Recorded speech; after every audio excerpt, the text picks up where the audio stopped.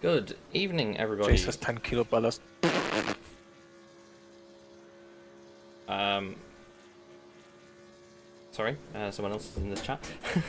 Good evening, everybody, and welcome to Formula Trout League for the Lemon Series, a new series here in Formula Trout League, featuring multi-class cars. Currently on board with Ryan Wilson in the BMW Z4 GT3, one of our GT3 class cars here. So yeah, this is a new series for us, the Lemon Series. It's a multi-class race featuring these GT3 cars and also two prototype cars, the VRC Protec, the RSS Protec and the VRC Forenzo P49. So two cars which should provide good competition and very interesting variety for us here in Formula Trout League, something we've not really done before. This isn't a regular stream per se. This is more of a race director stream that is live broadcasted. As me, Alex Cochran, who is here on the stream today, I'm Ryan Wilson teleports into the barrier as I believe the server has just gone down. Oh no, there we go, we're back. Okay, well that wasn't supposed to happen. Hopefully you can still hear me. Yeah, as you can see, the GT3 cars are on track currently. Forgot what I was saying, sorry. You can see the green flag in the top right there. 15 minutes and the server will swap over and it will be green flag for the LMDH car, the prototypes. As you can see, they're queuing up at the end of the pit lane there. I will address them shortly via TeamSpeak. You'll hear my commands there as well. GT3 checkered flag. Prototypes may now enter the track. GT3 cars on their in-laps. Be aware of the prototypes on their outlaps. Good luck, everyone.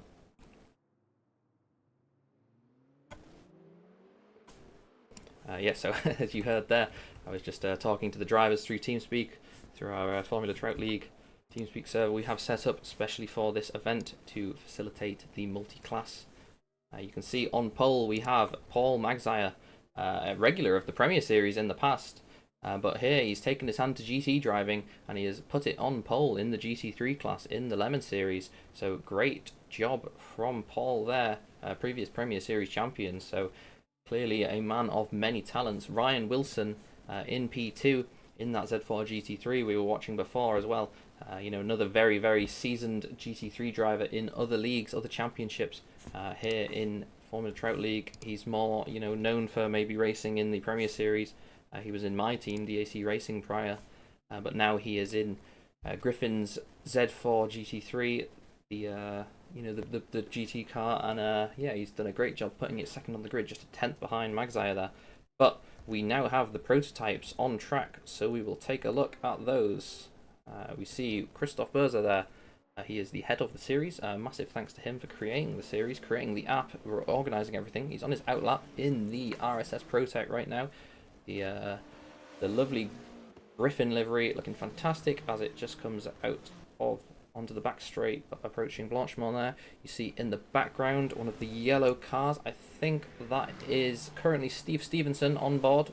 It's a shared car between Angel Arevalo and Steven Stevenson, Premier Series champion, a very, very talented driver. And yeah, he should be putting on a good showing now. So we can see green flag for LMH qualifying. The GT3 cars are all in the pit lane now, and now there's 15 minutes, well, 12 minutes to go, 30 minutes to go. It was 15 minutes from when the LMH cars could be on track, so we can see the lovely yellowed Forenzo there. VRC Forenzo, fantastic car, accelerating out of La Source. Who do we have next? There's another Forenzo, that is Roberto Radocchia and the Stala Alnak, driving down the hill, as we ride on board actually. Approaching Eau Rouge Radion, left, right, flat, not flat out in these cars, up the hill. I'm so used to the Premier Series, the Formula Hybrid cars being flat, but Radocchia here in the Forenzo, not flat through there, as he goes down the Kemmel Straight, approaching Lacombe, teammate in tow behind, that is, believe, Marco Radocchia, as Christoph is off at Lacombe there. You see him on the outside, we ride on board, he's got clear, just see a puff of gravel on the outside, oh there he is. Keeps out of the way though, it doesn't impede anyone, good to see. So we got Roberto Radocchia, Marco Radocchia, Christoph Berzer's teammate there in the other Protec, the Griffin Gaming Driver Felipe Olsen, another well-known driver, does a great job in Premier Series, trying his hand at sports cars. You got Case Wilhelms in the very, very orange Forenzo, number 37. Since this is more of an endurance series, we'll try and refer to the cars more as the team and the number. So this is the Lioneers number 37, driven by Case Wilhelms at the moment. We see it coming through Pujon, running a little wide. I think he's just backing out of his lap, letting some traffic through.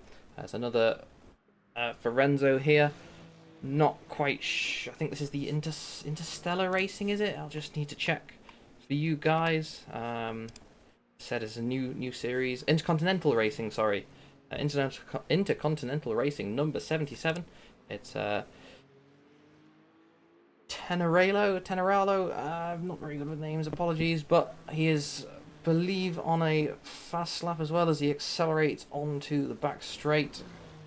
Just before Blanchemont, we got Case Wilhelms warming his tyres. We got Lanor Rahim in another ProTech.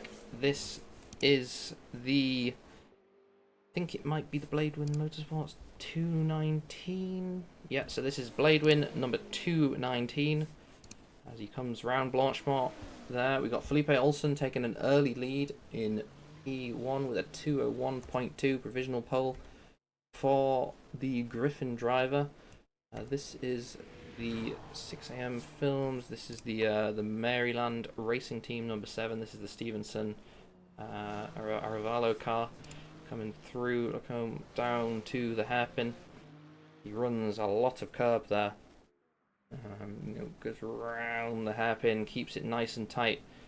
Don't want to wash out wide, maximise that exit, and then get far to the right as you can before the left-hander of No Name. Also Jackie X nowadays, but then also Speaker's Corner way back when. So call it what you want, but Pujon, double gosh, the next one, again, a corner with two names, a corner with two parts.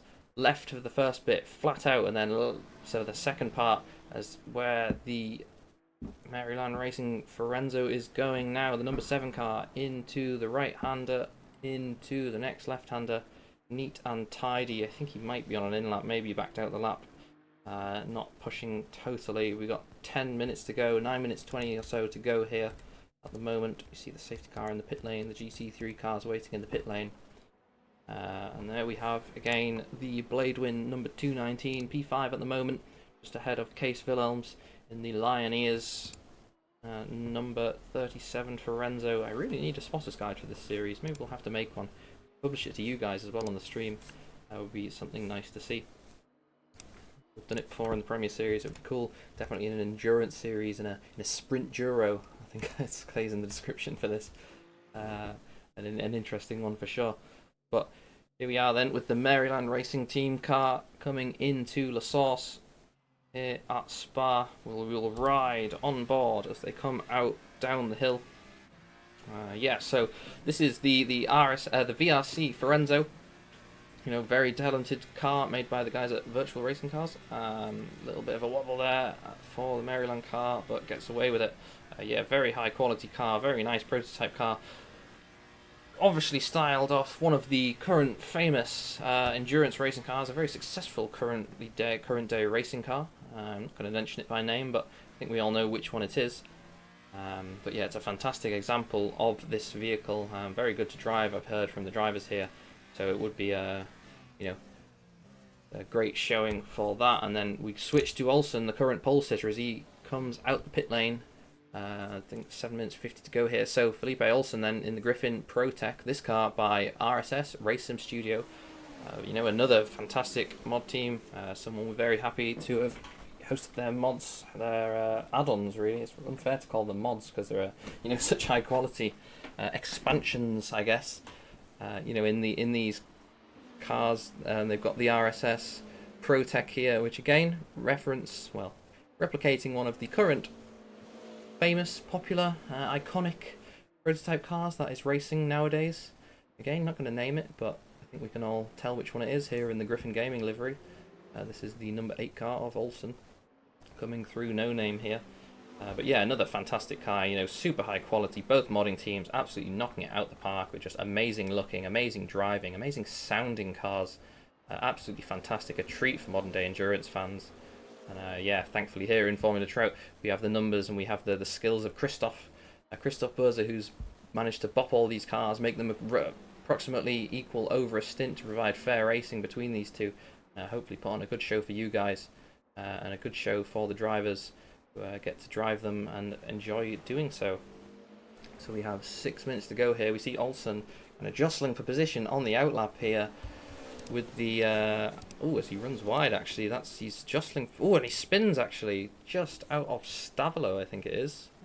Will he collect the car up? Reverses out of the way. So these cars, as he nearly beaches himself in the gravel there. Yeah, he was jostling for position with the, I think it was the Bladewind Motorsports car there. He's got going again, but yeah, just a little mistake. It's not gonna affect him too much, but will have cost him, preparation on his outlap. As said, guys, this is more of a race director stream, so I am doing quite a bit of, let's say play-by-play commentary at the moment. Felipe locking up there, but normally, well, for the rest of the race, it's going to be a lot of race directing, a lot of less aesthetically pleasing things, let's say. Term some of you know I like to use. Yeah, so during the formation lap, for example, I won't really be addressing you guys on the stream at all. I'm going to be kind of focusing on getting everything working, doing the procedures correctly. It's the first time we've been able to do this in Assetto Corsa. As said, Christoph Börse, the creator of the series, has made a fantastic app. It's super simple on a conceptual level, but it's super effective. Very, very good app. Massive thanks to him for doing this, especially in time for the race. It basically allows us to do code AT/full course yellows, allows us to do formation laps. Everyone that has the app can see it, and bops the cars for the pit stops as Olsen has a wiggle there out of Lacombe, but gets away with it. Accelerates down the hill to the hairpin. But yeah, it's like I said, it's a fantastic app for him to be able to do this. Fantastic for us here in Formula Trout to be able to do this. Provide this for everyone here. If you want to get involved, link is in the description below. We would absolutely love to have you here. We have approximately 16 cars on track today, which is great, but space for many more. I think 30 cars is our limit typically in our open wheel events, but here in the multi-class event, maybe we can have more. So yeah, join the Discord server, get involved, race the RSS ProTech, race the VRC Forenzo, Kunos GT3 cars. It's a pretty great group of cars to race here as Christoph Börse goes P3 in that ProTech. Yeah, so it should be a great showing. Would love everyone to get involved.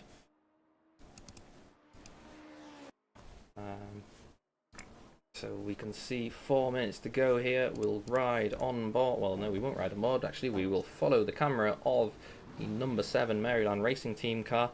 Goes down the hill once again into Radion. Jace Merrick, though, he came out of nowhere. Jace Merrick in P2. He is in one of the more, let's say, stock RSS ProTech stream skins. Obviously unable to wear a livery in time for the event, but you can see him there setting P2, so good lap time for him. Here we have Marco Radocchia, though, off at Lacombe. Will he be able to get going again in the chicken car? The feathers with the red, what do they call it? The crest on a chicken, is it? I believe. You can see, though, the Stalo Alnak, the chicken car, in the gravel. Looks like he has suspension damage. Kicking up a lot of gravel as he goes.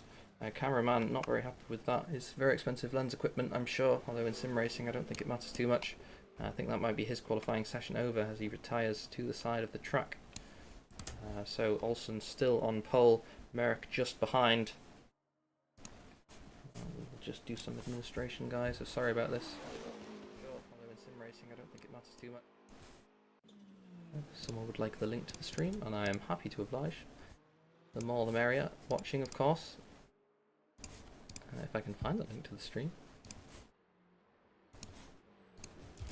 Yeah, this is why we're not having the standard stream experience at the moment, let's say, because obviously I'm kind of doing a bit of everything right here. So yeah, we can't provide the standard high quality that we expect, but I'll do my best, and hopefully it'll be something to watch, something to enjoy for you guys, something for our drivers here to watch back of their race, watch back the progress, and to kind of provide feedback, see how it goes here for the race directing. As I said, it's the first time we've had a full proper race director like this, where I'm actively kind of managing the race, monitoring the race, providing calls to the drivers. So yeah, it'll be good to have the feedback either way. So Felipe Olsen still on pole, 1 minute 50 here. go in qualifying. Roberto Radocchia is on his way in the other Stelna Alnat car. Looks like Marco Radocchia is out of the race, out of the qualifying session, unfortunately. Over the finish line goes Merrick, I believe, starting another lap, potentially his final lap. We will ride on board with the RSS Protec P96 down the hill to Rouge Radion. Going to be flat out left. Try and be as flat as you can for the right. Take as much as the curb as you can. Over the crest. Now a long, long straight. Just settle down in the car. Get ready for the braking zone. For Lacombe. Looking for the curb on the left. The braking markers on the left. Around 100 metres. Hard on the brakes. Right hand. Run the curb as much as you can. On the throttle. Run the curb on the left. Then line the car up for the right-hander. Don't want to run too wide. Don't want to put a wheel in the gravel. Jace just getting away with it there. Then down to the hairpin. A very, very long right-hander corner. Washes a little bit wide, but you can cut back in if you get it wrong. On the throttle, relying on the traction control as much as you can. Again, getting it right, running the curb. Diving down left to the left-hander of No Name. Now, down the hill once again, under the Griffin Gaming banner. Looking at the markers on the right. Get your turning point for Pujon. Now, just manage the car and then back on the throttle, 100%. Full commit into the second left-hander there. We have another right-hander, curb on the left, brake hard, right, down a gear. Jace sliding there, mid-corner, just about getting away with it. On the throttle once again for the left-hander. Oh, and in the gravel, but he's going to keep his foot in it. Right-hander of Stavolo, getting a good exit as possible onto the back straight here. Flat through here, just about. Just has to lift off a little to get the car tidied up for the exit. That's going to really cost him as he goes down the straight there under the Griffin Gaming banner. Flat through the left-hander. Checkered flag is out. Blanchemont flat in these prototypes. Easily done. Run the curb on the exit. Line the car up for the bus stop. 100 metres on the left. Brake, down a gear, down a gear, down a gear. Try not to lose the car. Camber's really weird on this corner. Maximise that exit as he accelerates out of the final corner. That is a lap of Spa with Merrick, putting in P2 on the grid. Checkered flag is out, everyone.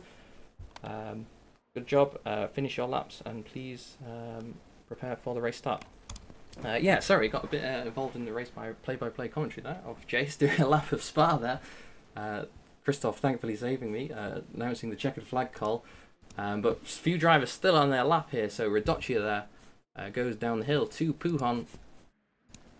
But yeah, that was a lap of Spa, of course, on board with Merrick there in P2. It was a 2:01.5.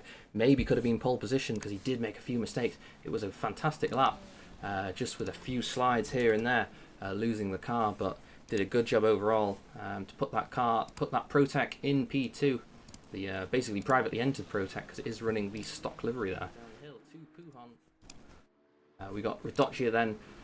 Just finishing his lap, maybe was flat through that right-hander, which Merrick was unable to. You know, a bit of dirt on the tyres, overheating the tyres, and yeah, struggled with it. But he's got away with it. Radocchia then through Blanchemont. What will the lap time be? He's the last car on track. He comes into the right-hander of the bus stop. Again, watching the camber into the left-hander of bus stop. Accelerates out. Where will this put him? P4. 2:01.981, just behind the Maryland racing team car in P3. He'll be on the second row alongside them. Good job from him. But now I will go into race director mode and I will address the rest of the stream shortly. Good job, everyone. So the race will now transfer into, well, the session will now transfer into the race. If you guys can please stay stationary on the grid. It will be like the practice start. I will filter up the center of the grid in the safety car. You will see the app obviously show the formation lap. It'll be the same process. And then, yeah, you guys can start the race once it shows the green flag.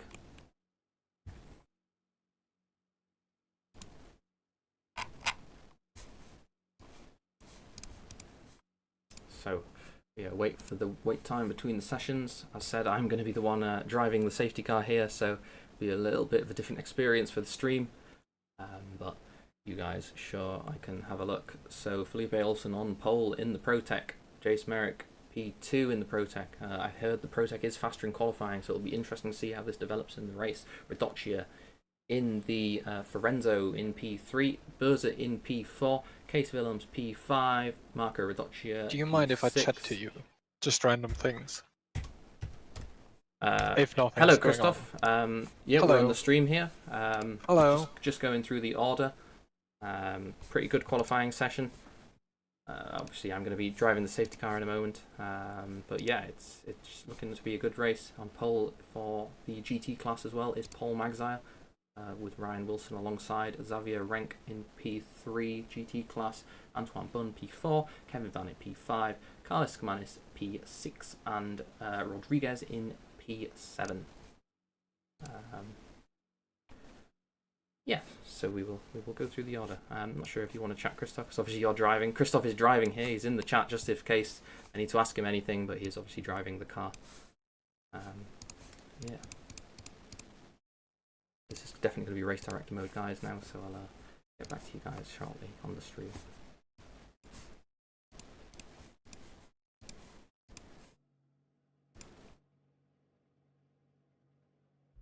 So we're sat on the grid here waiting to call the formation lap. 30 seconds this will go.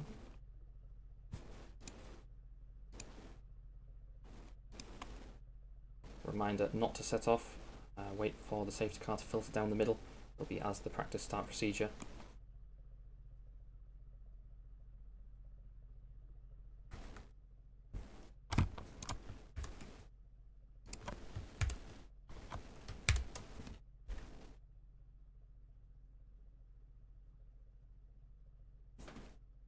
So you get a live onboard view of the safety car here. You can judge my fantastic driving. I will filter down the middle of the field to let them follow me around all the formation lap. We see not Christoph, sorry, that's Felipe Olsen, his teammate, in P1 there. So behind we have Jace Merrick, P2, the Maryland car in P3, the Forenzo, the VRC Forenzo. So the timing will briefly show me, Alex Cochran, in the safety car, leading the field. No pressure, of course, all on camera. Full field behind me. A field of prototypes breathing down my neck here. I'm sure we will manage. Yeah, so a bit of a unique situation here. We've not really done formation laps with safety cars before. We've not done formation laps with an app before. So this is new for everyone here. Obviously, they're going to be wanting to get the best start they can. They're focused on the start. They're focused on themselves. They don't want to, worry about anything else.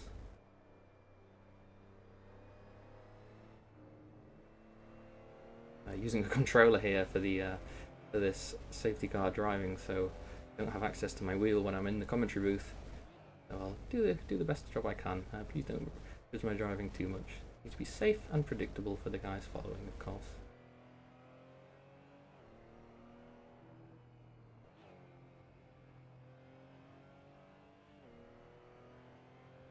See the prototypes behind, warming their tyres. The safety car is quite considerably slower than them.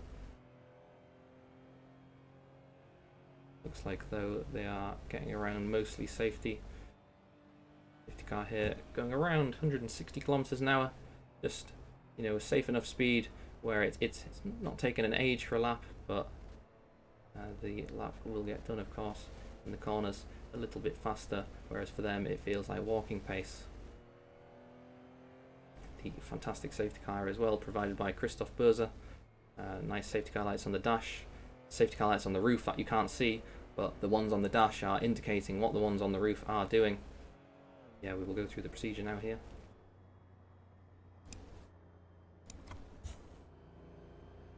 So the field will now line up. The safety car lights will turn off.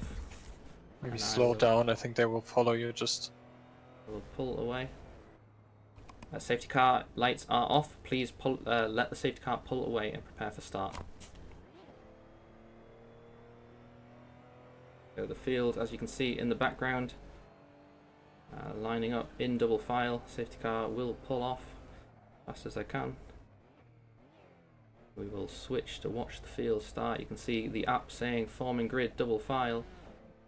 Hopefully no one wants to come in the pit lane. So we can switch now, watching the field as they come through the bus stop side by side. Drone cam here.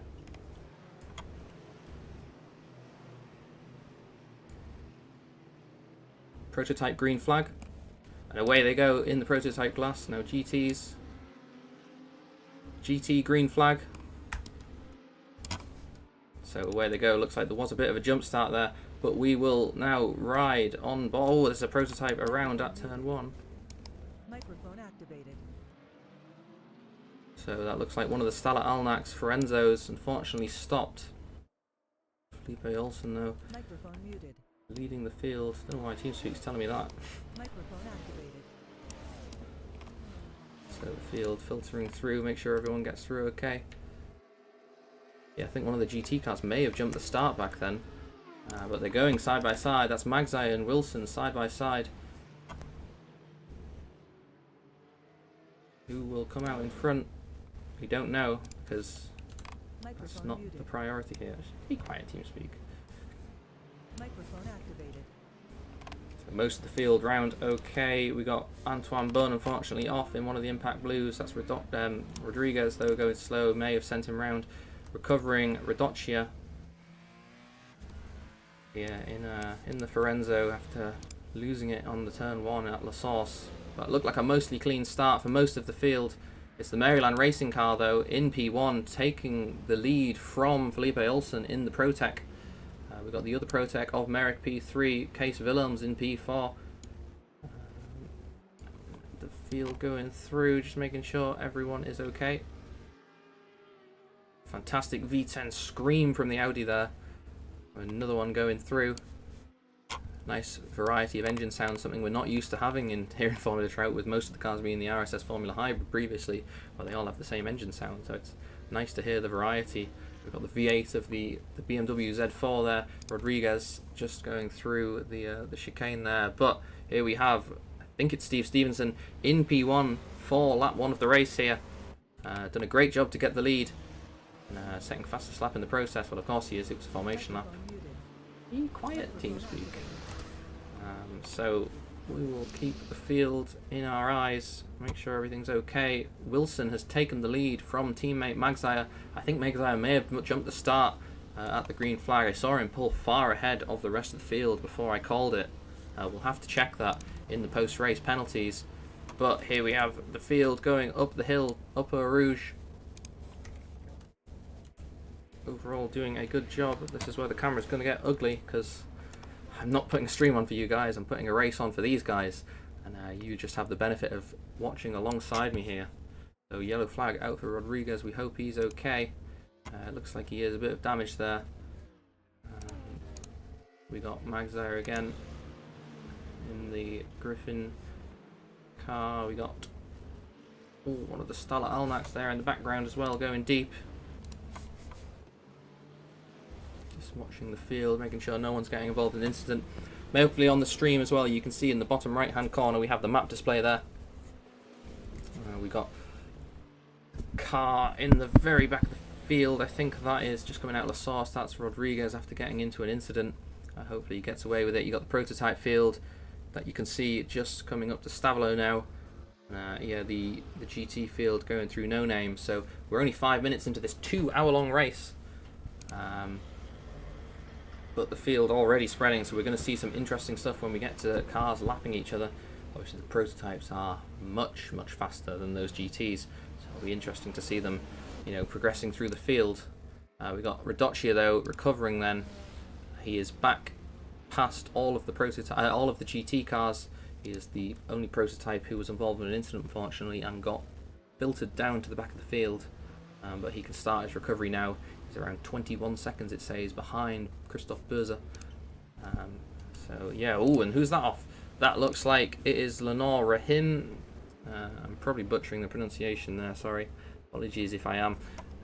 But yeah, it looked like he went off at the bus stop, got involved in maybe a scuffle with either Börzer or Radocchia, Had to relinquish the position, dropping down to P8. But up in P1, we still have the Maryland racing car, followed by the number 8 Griffin of Olsen, chasing him down the Camel Straight here. Nice 1.7 second gap, but how will that go as the race stints unfold? We know, well, we believe the ProTech is the faster car out the gate, and then the Forenzo picks it up later on.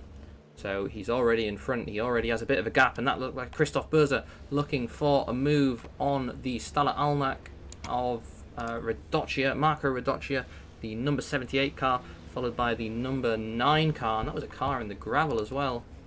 I think they got away with it. See the field though, coming through No Name. GT Field starting to space out now. We got at front Ryan Wilson there, followed by teammate Magsire Kevin Vanet in the number 20 Audi R8 Impact Blue. Then followed by Xavier Rank in the BMW number 895 BMW Z4 into Lacombe, braking hard with the ABS in these GT3 cars. A little more accessible, a little easier to drive potentially than these prototypes, but still a challenge, and definitely a challenge to be fast. That's the NDF1 car, another entry that's been new to our Premier Sprint series that's going on at the moment as well. So it's good to see them here. I just realised the stream says qualifying. We will switch that over to the race because we are in the race. The 2 hours of Spa is ongoing. This is the Race Director stream. If you're just joining us, it's not a typical stream because there will be moments where I'm going to have to break away from the rest of the stream and talk to the field. I am the Race Director today. I am the safety car driver, and I am the streamer. So doing a bit of everything, but hopefully we can have a smooth race as Christoph Börse drives out the exit of the bus stop chicane there, accelerating down the straight. Chasing down the Forenzo in front of him, the Stella Alnak Forenzo. Lenora Hims at a fastest lap of the session, personal best actually, 2:04.4, so not a bad lap, especially for the race. But out front, the Maryland racing car, I think Steve Stevenson is on board at the moment. One of 2 teams that are doing driver swaps here. He is leading at the moment. Olsen in the Griffin following P2. The Privateer Merrick P3. Oscar Wilhelms in the Lioneers P4. And then here's Christoph looking for a move on that Forenzo, on the Stella Alnak car. Is he able to do so? No. Gets the door closed right on his nose. Gets away with it. But he won't be happy with that. He's definitely going to want to be making moves. He definitely wants to get past that Stella Alnak car, the number 98 there. And he's going to have to wait another lap to do it unless he makes a mistake. So we look further back into the GT field. We've got Kevin Vanet in the Impact Blue, still followed by Renk there in the BMW. Wilson and Magsire at the front, leading the field. The BMW here clearly, being a very popular choice, a very fast choice in these Griffin cars. 2 talented drivers on board, Wilson and Magsire, very talented. You can see Magsire just following in the tow there. The number 22 Griffin car. I really do need a spotter's guide because I'm really should be referring these to the car numbers because of the next round. The next round is at Le Mans. We've still got 1 hour 50 to go here though. But yeah, the next round at Le Mans, that will have mandatory driver swaps, so we will have to remember the car numbers then. But going back to the field, we have Radocchia just 2 tenths behind Tenerell there in the Intersport, is it? I'm really sorry. New teams, I never remember. We'll take a look for you guys. We got the entry list here. Intercontinental Racing. I've called them Interstellar. I've called them Intersport. Intercontinental Racing. There we go. Yeah, we've got Radocchia chasing him down here into La Source. Spinning his hands around 540 degrees to get that car turned in. Obviously a bit of a visual bug there. Don't take too much notice of that, but Radocchia coming up at a Rouge Radion here. You see in the digital rearview mirror there, you can see Christoph following very, very close behind, and in fact getting a great slingshot as they go down onto the Kemmel Straight, alongside, in front of the Forenzo. Really good tow there in that straight line. Might even have a might even have a go at the Intercontinental car, unable to do so, but good move for Christoph Börse there, unable to do so last time, but he's got it done this lap. Great job for the Griffin number 9. Out front we have the Forenzo of Stevenson, the Maryland racing car, about to catch up to the first of the GT runners. That's Rodriguez in P16 in overall.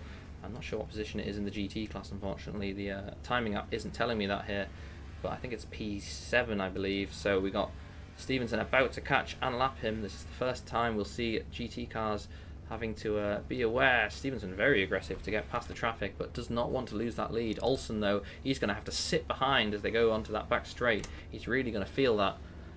As you can see, the gap then opening 2 seconds, but it ebbs and flows between them.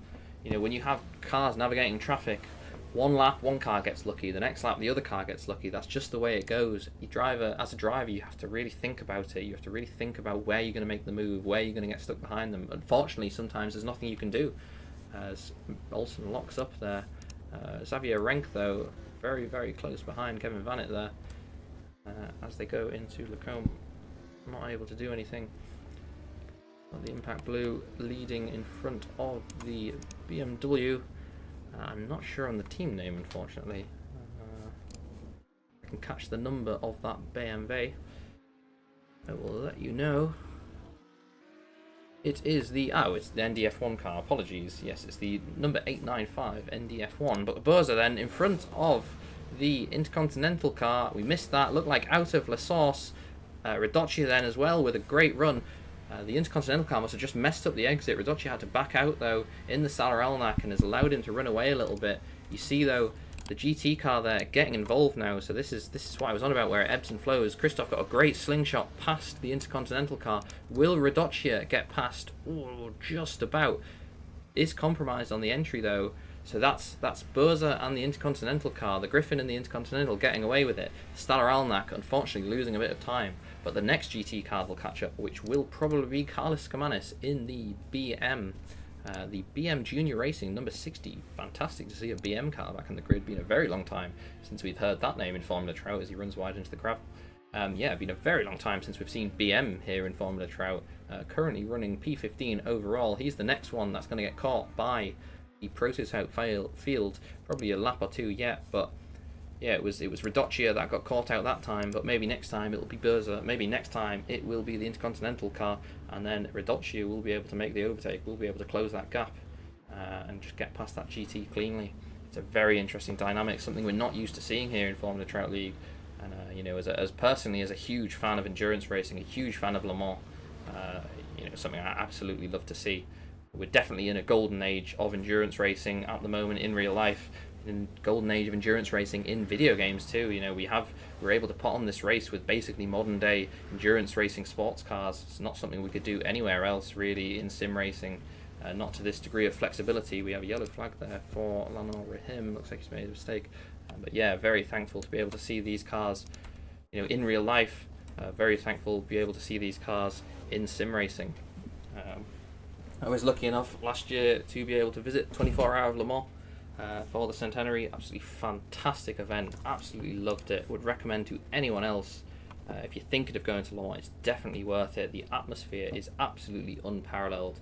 To see the cars, at the legendary circuit in real life, it's absolute bucket list item. So if you're thinking of going, I really would recommend going. But as said, if you are a fan of that kind of thing, get involved here. Get involved in Formula Trout. We're all kind of motorsport fans here. As you can probably tell, we're doing sim racing right now. There does seem to be a bit of a correlation there, and yeah, if you want to get involved in that in sim racing, here is the place to do it. You got the Lemon series here, you got the more Premier series, the open wheel stuff we typically do. So yeah, there is something for everyone. Get involved. Click the link in the description below to join the Discord server. We would love to see you, and maybe we can see you at Le Mans, at Spa, at WEC events in real life as well. A lot of us do visit. As said, I was lucky enough to go to Le Mans last year. That was with some members here in Formula Trout. I was joined by Christoph Burza here, who's on track.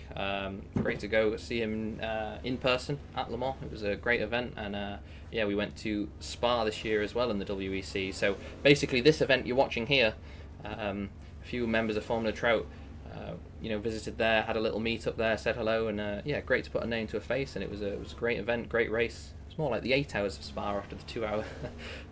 The 2 hour extension, but yeah, it was good fun, and yeah, as I said, we're all fans of it. We're fans of it in sim racing, fans of it in real life, and yeah, I like to think it's a nice community. So obviously a bit biased though, but we have Olsen then still in P2. What will this lap time be? 2:05 dead, 2:03.1.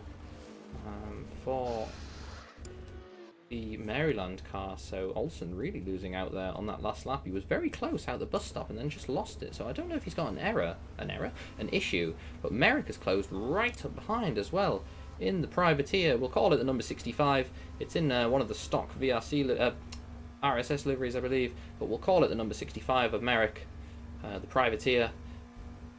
Following Olsen then, so the gap down to 1 second, and Olsen lost a huge chunk to the Maryland car there as he finds his way through traffic. Great example of cars having to lap each other there. The Maryland car weaving its way through the NDF1 BMW and the Impact Blue Audi R8. But did a good job of it, did it nice and clean, was patient, lost a second to Olsen, but then, you know, Olsen's going to have to navigate the traffic as well, so he's probably going to lose a similar amount of time, and he's definitely going to not want to do that, because he's going to be staring in his mirrors, looking at Merrick. Just a second behind then. We saw the Maryland car losing a second. If the Griffin car loses a second, that'll put Merrick right on his gearbox, and could potentially lose P2 up to P3. We follow the Griffin number 8 here as he's stuck behind that BMW. Merrick will be licking his lips, watching Olsen get stuck. He's going to go through the inside. Oh, late on the brakes, but loses the car on the inside of Stavolo. Will he get it going again? Yes, he will. That isn't a full course yellow. Car backwards at the start of sector 3. Oh, that is an impact though. Microphone muted. Microphone activated. Unfortunately, one of the GT cars got collected there. Christoph did notify me of it. Thought he was out of harm's way. Unfortunately, there was a bit of an incident there. As I said, this is a bit of a learning experience for everyone here. A bit difficult. I need a map. Need a map with the corner numbers. I know that's Stavolo, but we do need to confirm these things. And unfortunately, one of the GT cars got involved there. But Jace Merrick, the big loser, I said he was, he was the big gain, the big winner there. He was, up the inside nearly of Olsen through the traffic. Just got it wrong with the traffic. Spun the car around on the inside of Stavolo. Lost the car. Got collected by a GT. I wasn't sure which GT it was. It was a black car, I think. It might have been... I'm really not sure who it was, unfortunately. It might have been... It wasn't Rodriguez. He's not far enough around the lap yet. Yeah, not sure who that was. Might have been one of the Impact Blue Audis. We got Lenore Rahim off at La Source in the barrier. Yellow flags out for him. Will he get going again? This looks like it might be race over. He stopped at the side of the track. Not going anywhere. We will keep an eye on it. Might be out of the race though. He's just idling there on the... Well, on the runoff area. We see no movement from inside the cockpit. So maybe some kind of technical issue, technical fault. We'll keep an eye on that.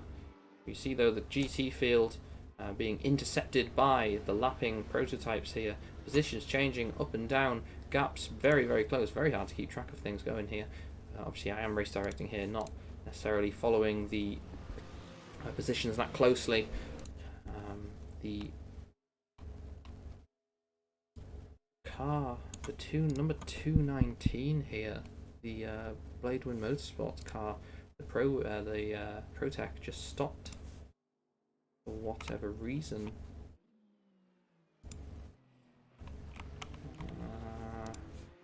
Not sure what's going on. Oh, and there he goes. Out of the race for Lenore Rahim in the ProTech.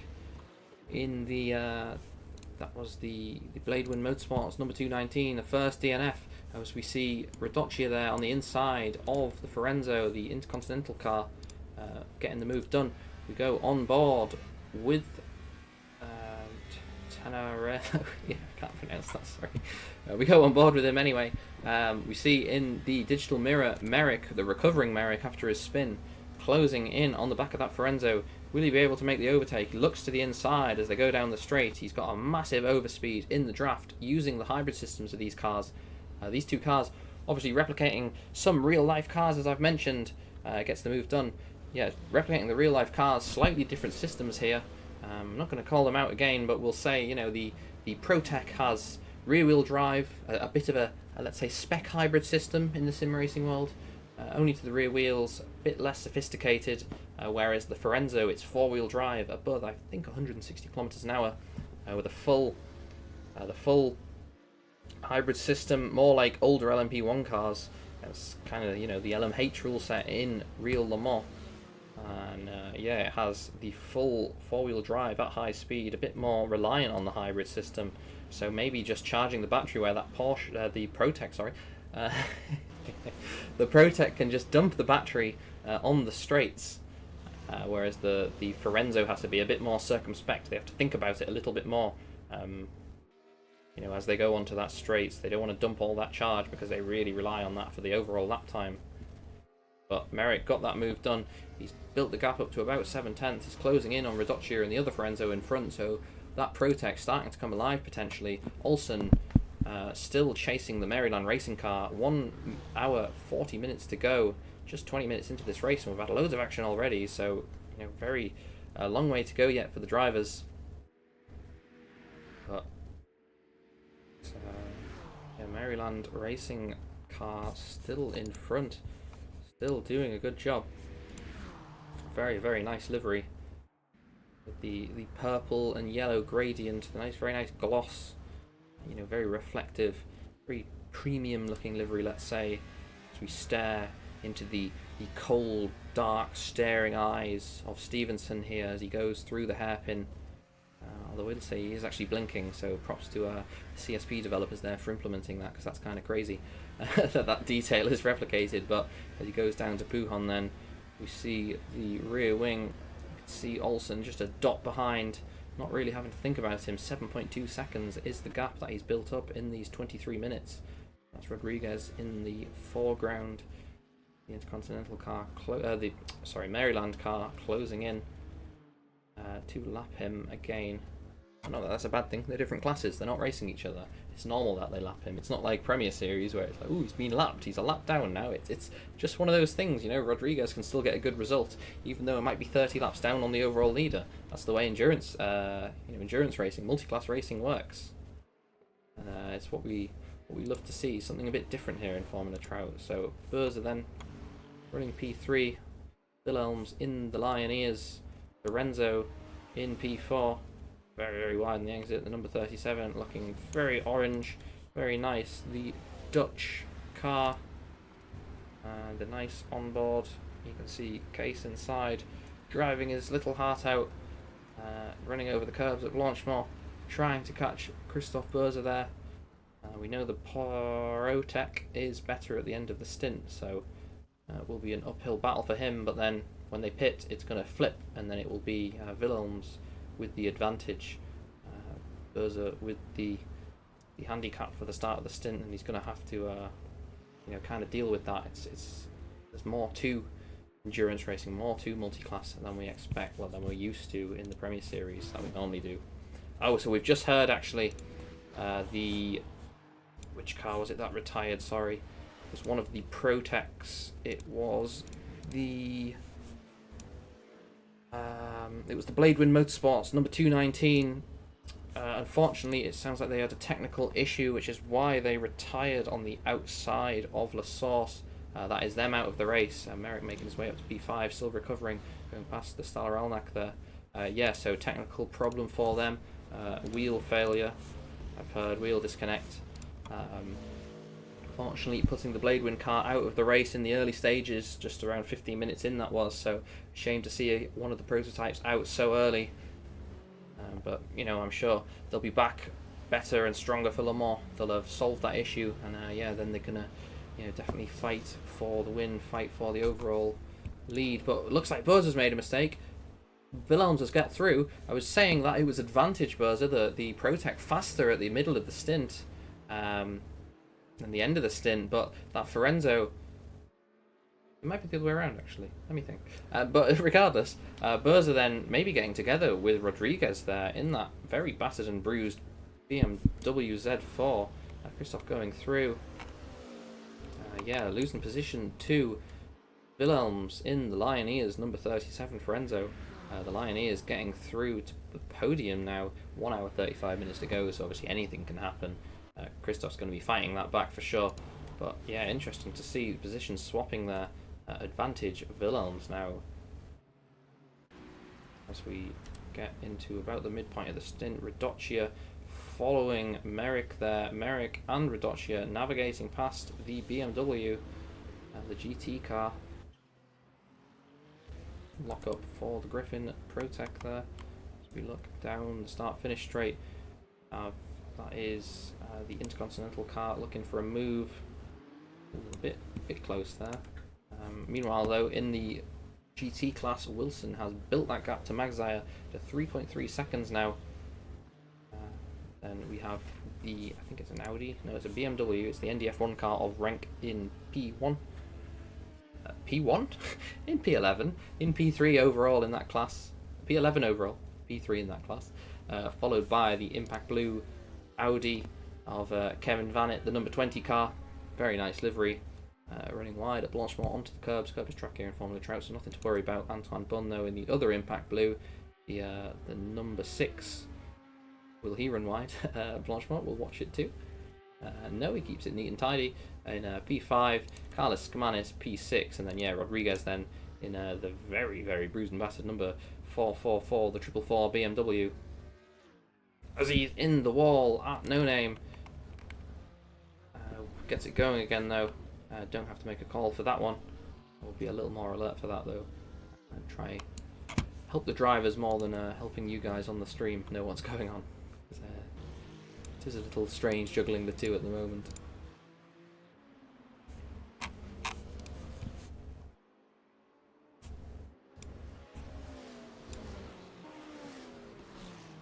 So up at the front we have the Maryland car starting the 14th lap of the race. 1 hour 30 to go. We're at about quarter distance. Probably one lap after this will be at quarter distance.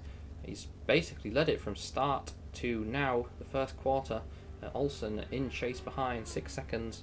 The gap was a little closer, but then the gap obviously got a lot bigger when Olsen seemed to have an issue out of turn 1. Don't know if it was just maybe a rogue pit limiter, accidentally caught the button, but something happened, and yeah, that made that gap get a little bigger. Put him under pressure from Merrick until Merrick had an incident himself in that privateer Protec. We just saw Berza setting fastest lap of the race, so Berza's really pushing now, really trying to catch that Lioneers car. The number, which number is it? Sorry, I have to check every time. It's the number 37 Lioneers car, the bright orange for Enzo. Berza chasing down in the Griffin number 9. But we saw that Willems running wide on the exit into the hairpin. Neat and tidy. But looks like it is advantage Berza again. So Berza is chasing, but he's brought that gap down around 3 seconds in 1 lap. So Willems with a mistake, or Berza's just turned that hybrid system up and is now pushing in the middle of the stint. You could see though the Frenzo's gone wide. Berza's going to have the run on him. Will he be able to make a move into the next chicane? Will Willems defend? The race is long. It's not necessarily worth it. Berza to the inside. But Willems shuts the door. Willems shuts the door. The Lionese car clings on for another corner. We've got Rodriguez in the pits. In the BMW. The 444 BMW in the pits. Probably fixing a lot of the damage he has. We did see the car was covered in scratches, so it will be a long pit stop for him, I'm sure. Berza, though, with the big slingshot through Blanchemont, has to get out the throttle because of the dirty air, runs wide, but will he have a look into the bus stop? No, thinks better of it. That Lioneers Forenzo parking it in the middle of the track, the widest Forenzo in the land, checks up into the bus stop and gets a good exit. 204 flat Willems, 203.8, so Berza's still faster on that last lap, but unable to make the move. We still ride on board the Griffin Gaming number 9 car as they exit La Source, going down the hill. You can see the Willems, the Lioneers number number 37 Lioneers has a really good exit from La Source. Maybe that 4-wheel drive system helping him getting away from. But then this Protec is much faster in the straight lines. You can see him closing, navigating past the GT traffic. But you can see in front of Willems another GT car. Looks like one of the Impact Blue Audis. Looks like one of the Impact Blue cars. So you can see Willems just having to wait to pass. This has allowed Börse to get right close up on his gearbox as they go into the hairpin. They both just kind of tiptoe through, and then here we go again. Willems going to have to defend, or going to have to at least be aware of Börse on his mirrors, because it might be that Börse is going to reclaim that P3 spot soon in that Griffin number 9. Through Pujon, tiptoeing in that dirty air. The Forenzo starting to struggle, it looks like, on tyres potentially. That four-wheel drive system, helping out the corners, but then into the corners really struggling. Because that, turn in you can't use the four-wheel drive, obviously exits you can. But Börse then neat and tidy through Stavolo. Willems runs wide, misses the apex. Both drivers going to have to lift for this one. But Börse does get neat and tidy. He's going to have a run this time. Is he going to be able to make the move? Willems weaving to try and break the toe. Up to Blanchemont. Börse just lifting slightly to get a better exit. Willems defends the inside. Börse on the outside. Will he be able to go around the outside? Alongside into the braking zone. Camera angle's doing us a favour there. Not. But Willems holds on for another lap, for another corner. Börse still faster though. Closer than he's ever been into La Source. Gains so much on the straights when the Forenzo is gaining so much on the exits, so it'll be interesting to see if Willems can hold on for yet another lap. Yellow flags for Rodriguez, looks like he's going again. Will go back on board with Börse as they climb Radion over the curbs. Cut as much as you can. Curb is track here in Formula Trout League. Börse up to top gear now in the slipstream. Willems defending, breaking the toe. You can see a GT car in front. Maybe just far enough that they get away with it. Lift and coast for Börse. Saving fuel, saving tyres already, just half an hour in. One of the Stella Alnax is in the pit lane though. That is Marco Radocchia in the number something. It's I don't know which number it is, but it's Marco. He's in the pit lane. One of the first runs to pit. We go on board again with Christoph Börse. Just not close enough to that Forenzo to be able to make the overtake into at the end of the Kemmel Straight.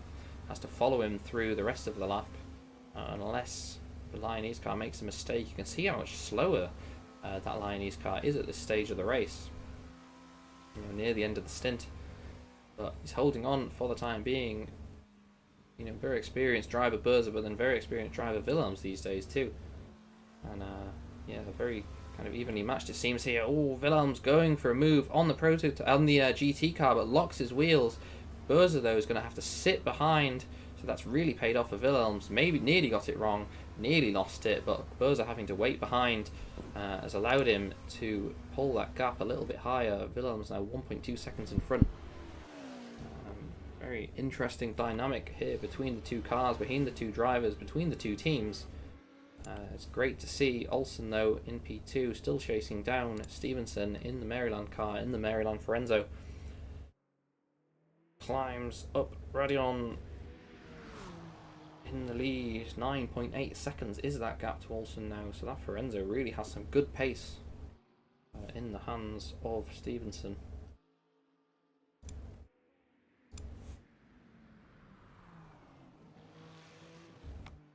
Personal best for one of our drivers, 2:03 dead. I'm not sure who that was. One of the Forenzos. Might have been the Intercontinental car. Another personal best for Skamanis actually as well in the GT cars. So really fast track at the moment. Looks like a lot of drivers getting a lot of lap times out of their cars. Börse still chasing down the Forenzo. Lyonese number 37 gets past one of the prototypes. Unable.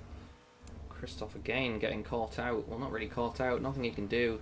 He just has to back off and let the prototype go, but this might be the Lyonese in front getting compromised because of the NDF1 BMW here. It wasn't too bad, but looks like Christoph's going to definitely get a better job. Yeah, so Christoph lost a lot less in this Griffin car than the Lioneers of Wilhelms in front, allowed him to close that gap a little bit. 1 second between the two now.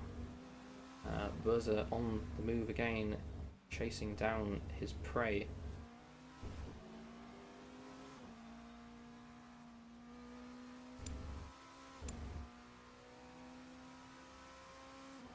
So, up in the front of the GT field, Ryan Wilson still leading teammate Magzire, but a lot less than it's been before. The number 22 car is about 1.6 seconds back from his teammate. He's definitely brought that down, because I think it was around 3 seconds last time we looked. So yeah, Magzire started to turn up the wick, started to push a little bit more, close in on his teammate, put the pressure on, and try and get back P1 in the GT class. So Berza then flying through the source, really carrying the speed, whereas Wilhelms just has to maximise that exit, use the four-wheel drive to drag him away from the corner and get that acceleration. But the Protec is faster in the straights. Up Eau Rouge, little bit of a lift I think, but the Wilhelms compromised there. The Forenzo really struggling up the hill. Look at the run Berza has. Case goes to the inside, but nothing he can do. Berza is passed before they even get to the corner. Finally, the Griffin car is through. Case tries to have a look on the outside. The Lioneers has to cut the chicane. Not able to come back at that Griffin car. And Berza back up to P3 behind teammate Olsen. So Griffin P2, P3, number 8, number 9 in order there at the moment. The number 37 Lioneers though drops down to P4 with Merrick in chase behind, recovering after his earlier spin and incident with one of the GT cars. But we're just about approaching the pit window for these prototypes. 45 minutes I think is the stint length approximately. They're fuel limited. The fuel is what you lose, what you use fastest. The tyres can go longer, but fuel is what you run out with. So we will have some of the prototype fields starting to pit soon.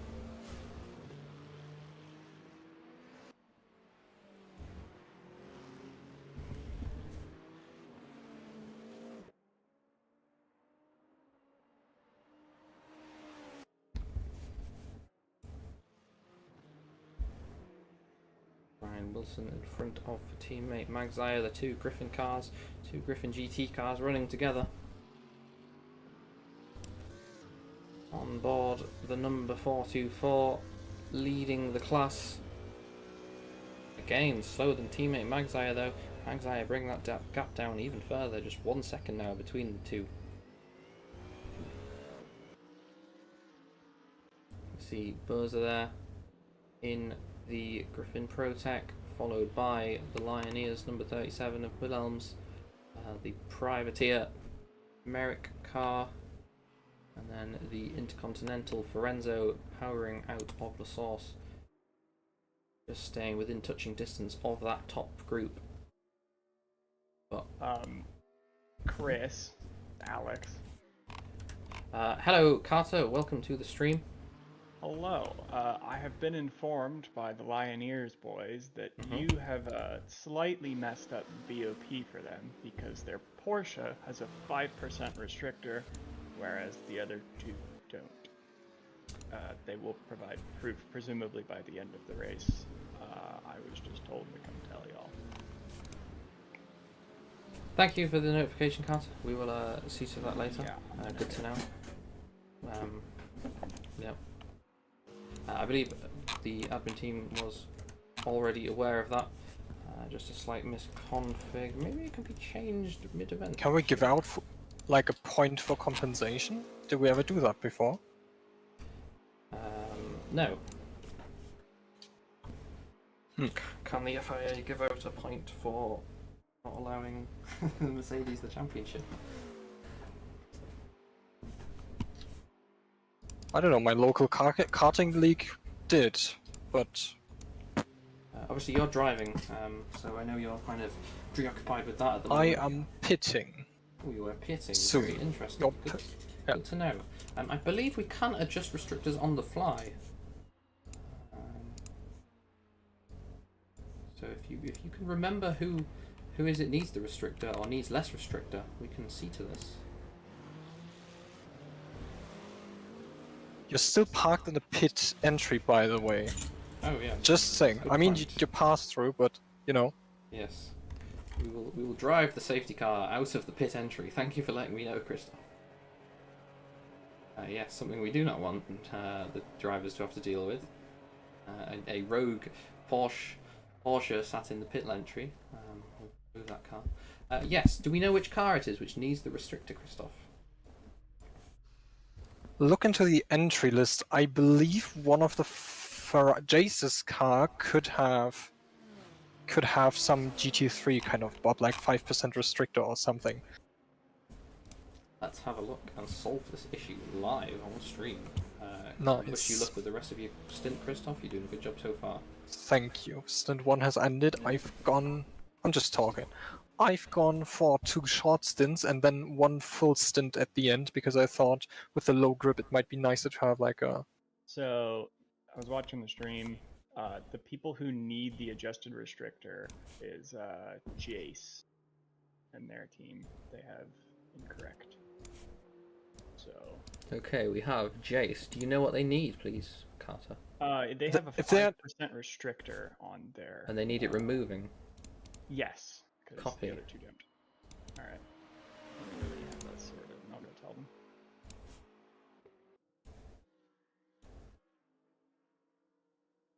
I think it might Yep, be it's done. in the chat. It's in the chat. Okay.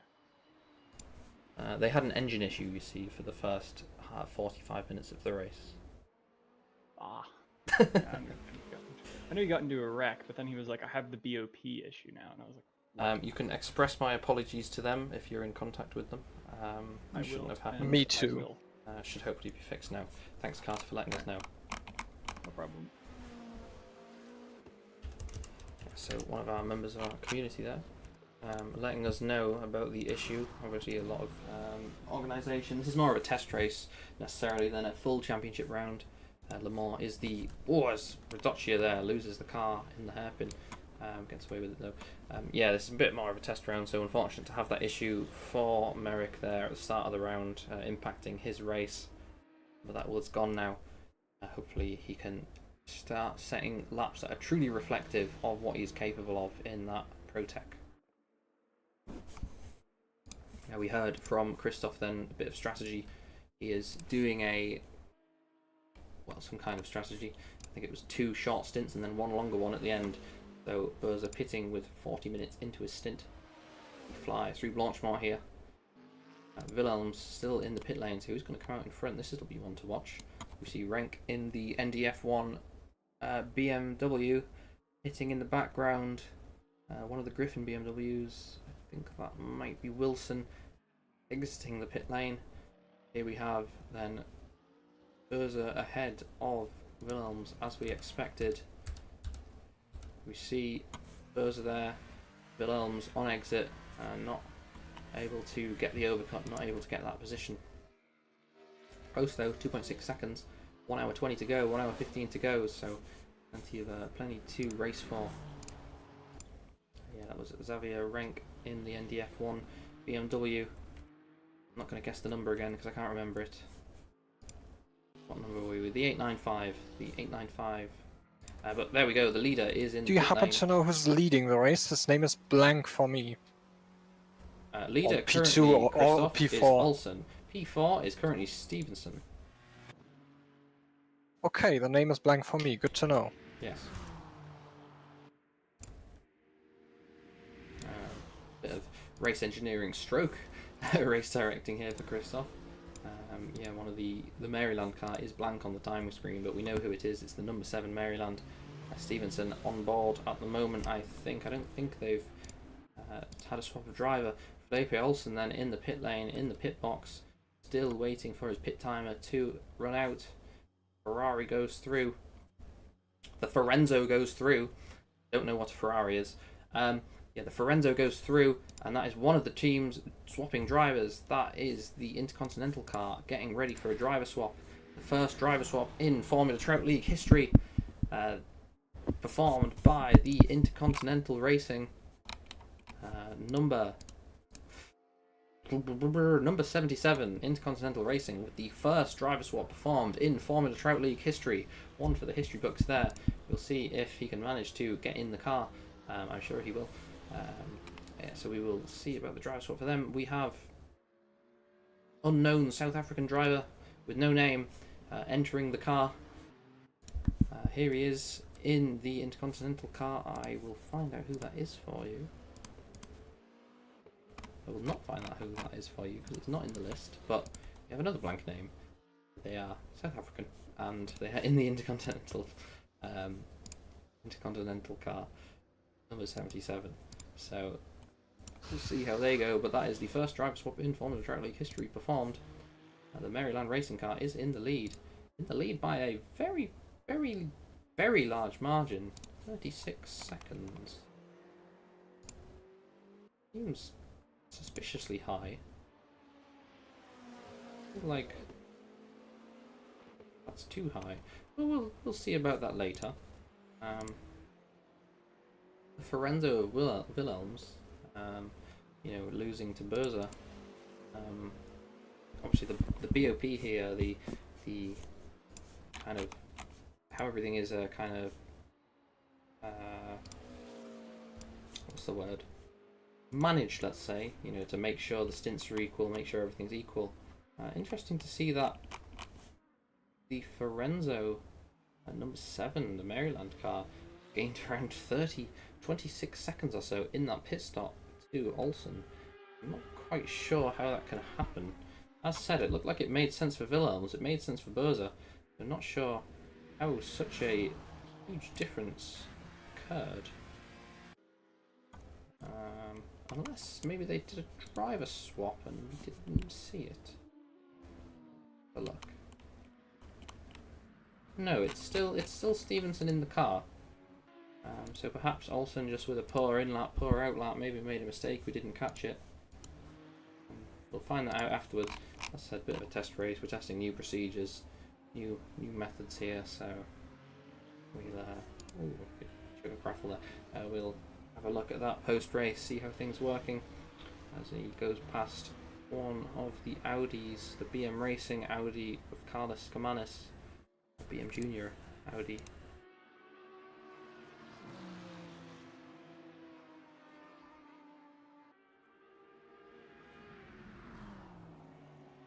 Glowing blue wheels of the Maryland car there. Not sure if LEDs on the wheel caps and the on the alloys are legal in the regulations, but they've put them on anyway, and they're shining brightly in dark parts of the track. Something interesting. Right on the limit there through Stavilo as well. But the driver swapped car, the Intercontinental car, running in P8 in Class P8 overall. Oh, as he locks the rear into the source. Big snap of oversteer, catches it and tidies it up for all the rest of it, but it's going to be brake bias a bit forwards, I feel. Radocchia's out, following teammate Radocchia. So I think Roberto in the number 27 recovered, whereas the number 98 car of Marco got involved in the number 98 car didn't get involved in an incident. 27 car of Roberto did on lap 1, turn 1, and has recovered, caught up to his teammate, and is now racing the Ferenzo for P6 overall, P6 in class. So through Buhan for these two. Maybe they're out of sequence with the pit stops, not too sure. Here goes Roberto on the outside, not able to do anything. We ride on board eventually with the Ferenzo. Big wheel on the entry.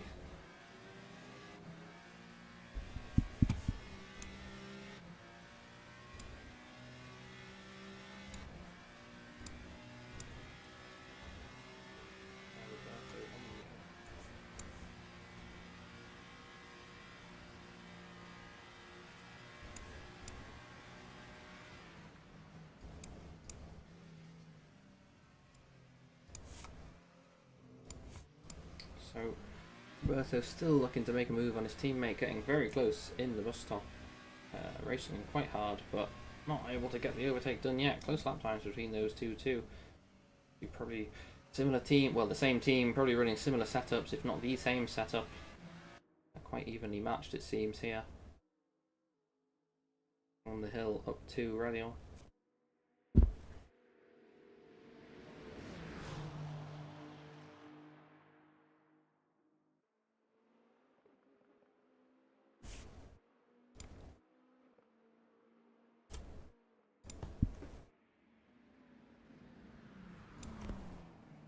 Oh, and that is Marco cutting the chicane there. The number 98 getting it all wrong. Having to cut the corner. Gives up the time gained, but if it wasn't his teammate, I'm sure Roberto would be on the radio about that, asking him to move, saying it's not fair. You know, cutting the corner, but he should just give up the position because he's obviously got it wrong. If that was gravel, yeah, the position definitely would have swapped, but yeah, modern tracks like that. No gravel. Oh, there's a car stopped. Are we sure we're not cutting a sunset? Because looking towards the west does look sunset-y to me already, and we have 1 more hour to go. Not sure, Christoph. Oh, could be. Yeah, just we're doing a time acceleration here in the server, so Christoph just noting that the sun is setting here at Spa, so we could be getting into a bit of a night race, which would be another first for Formula Trout League, having a day to night race. We've had night races, we've had day races, we've never had a day to night race, so that would be something unique. We'll see if we'll get that though. Roberto still following teammate Marco through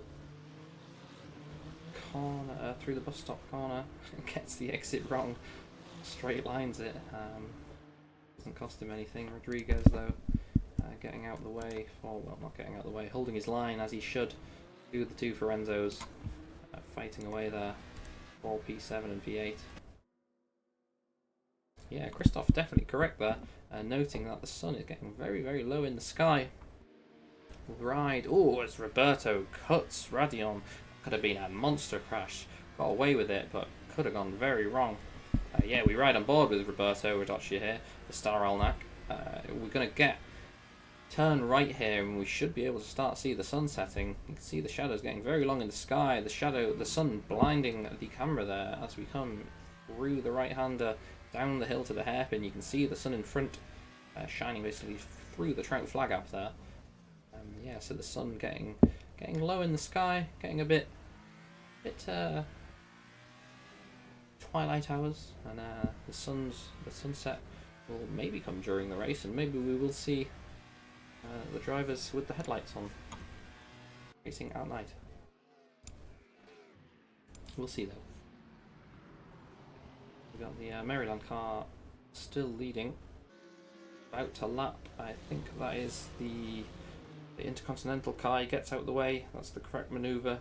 You know, blue flags apply to the same class. They don't apply to different classes. So this Griffin car here can hold his line as much as he wants. Just has to allow the Ferrari through if it goes up the inside, which he does. The Intercontinental car, the Forenzo. I don't know what Ferrari is. Forenzo up the inside.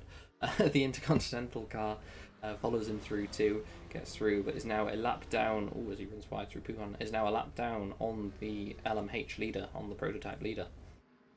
So that will be a bit of a recovery for him if the worst does happen. Looks okay though. We got Xavier Renk in the NDF1 BMW, the number 895, following Kevin Vanet in the Impact Blue Audi. Through the hairpin here, long, down the power as early as you can, but you don't want to run wide, and then through No Name, a bit different, just turn it in, get on the throttle as early as possible, run the curb as late as possible. What am I saying? Run the curb as much as possible. You don't want to run the curb early as possible, you don't want to run the curb late as possible, you just want to run the curb. But yeah, rank here in the NDF1, number 895, following the Impact Blue of Vanet. Just about a second between them. See, GT cars, sports cars, much different to the Premier Series, much different to what we're normally used to watching here in Formula Trout, where you have the DRS. In a Premier Series car, in a Formula Hybrid, you go, oh, they're within a second, you'll have the DRS now. No such thing in GT, no such thing in prototypes. It's different beast, different animal. Apparently, Roberto Rodocchia is through. Marco Rodocchia. Yes, he is. So the Salar Alnat cars swapping positions. The number 98 now behind the number 27. Is it the number 26? Sorry, in front of the 26. The 26 in front of the 97 or whatever number it is. 98. Getting the numbers wrong. 26 and 98. There we go. And they're both 27 and 97. No such thing. But yeah, the teammates swapping around there. Roberto finally getting through. Maybe it was a tactical decision. Maybe they did race for it and we just missed it, unfortunately. We were watching the battle between Renk and Vanet. Climb Rouge sparks from underneath the GT car, bottoming out as they crest the hill in the compression. Renk with a great exit there, out of a source, up Radeon. He got a bit of a slingshot, but these GT cars top out at around 300 kilometers an hour, I think it is. And yeah, both cars just reaching VMAX. BMW just having to sit behind yet another lap, but they're as close as they've ever been. If Vanet makes a mistake, Renk could have a look up the inside, but Renk makes a mistake. Loses the car on the exit, just gets in the gravel, dips a wheel, but advantage has been negated for the NDF1 car this time around.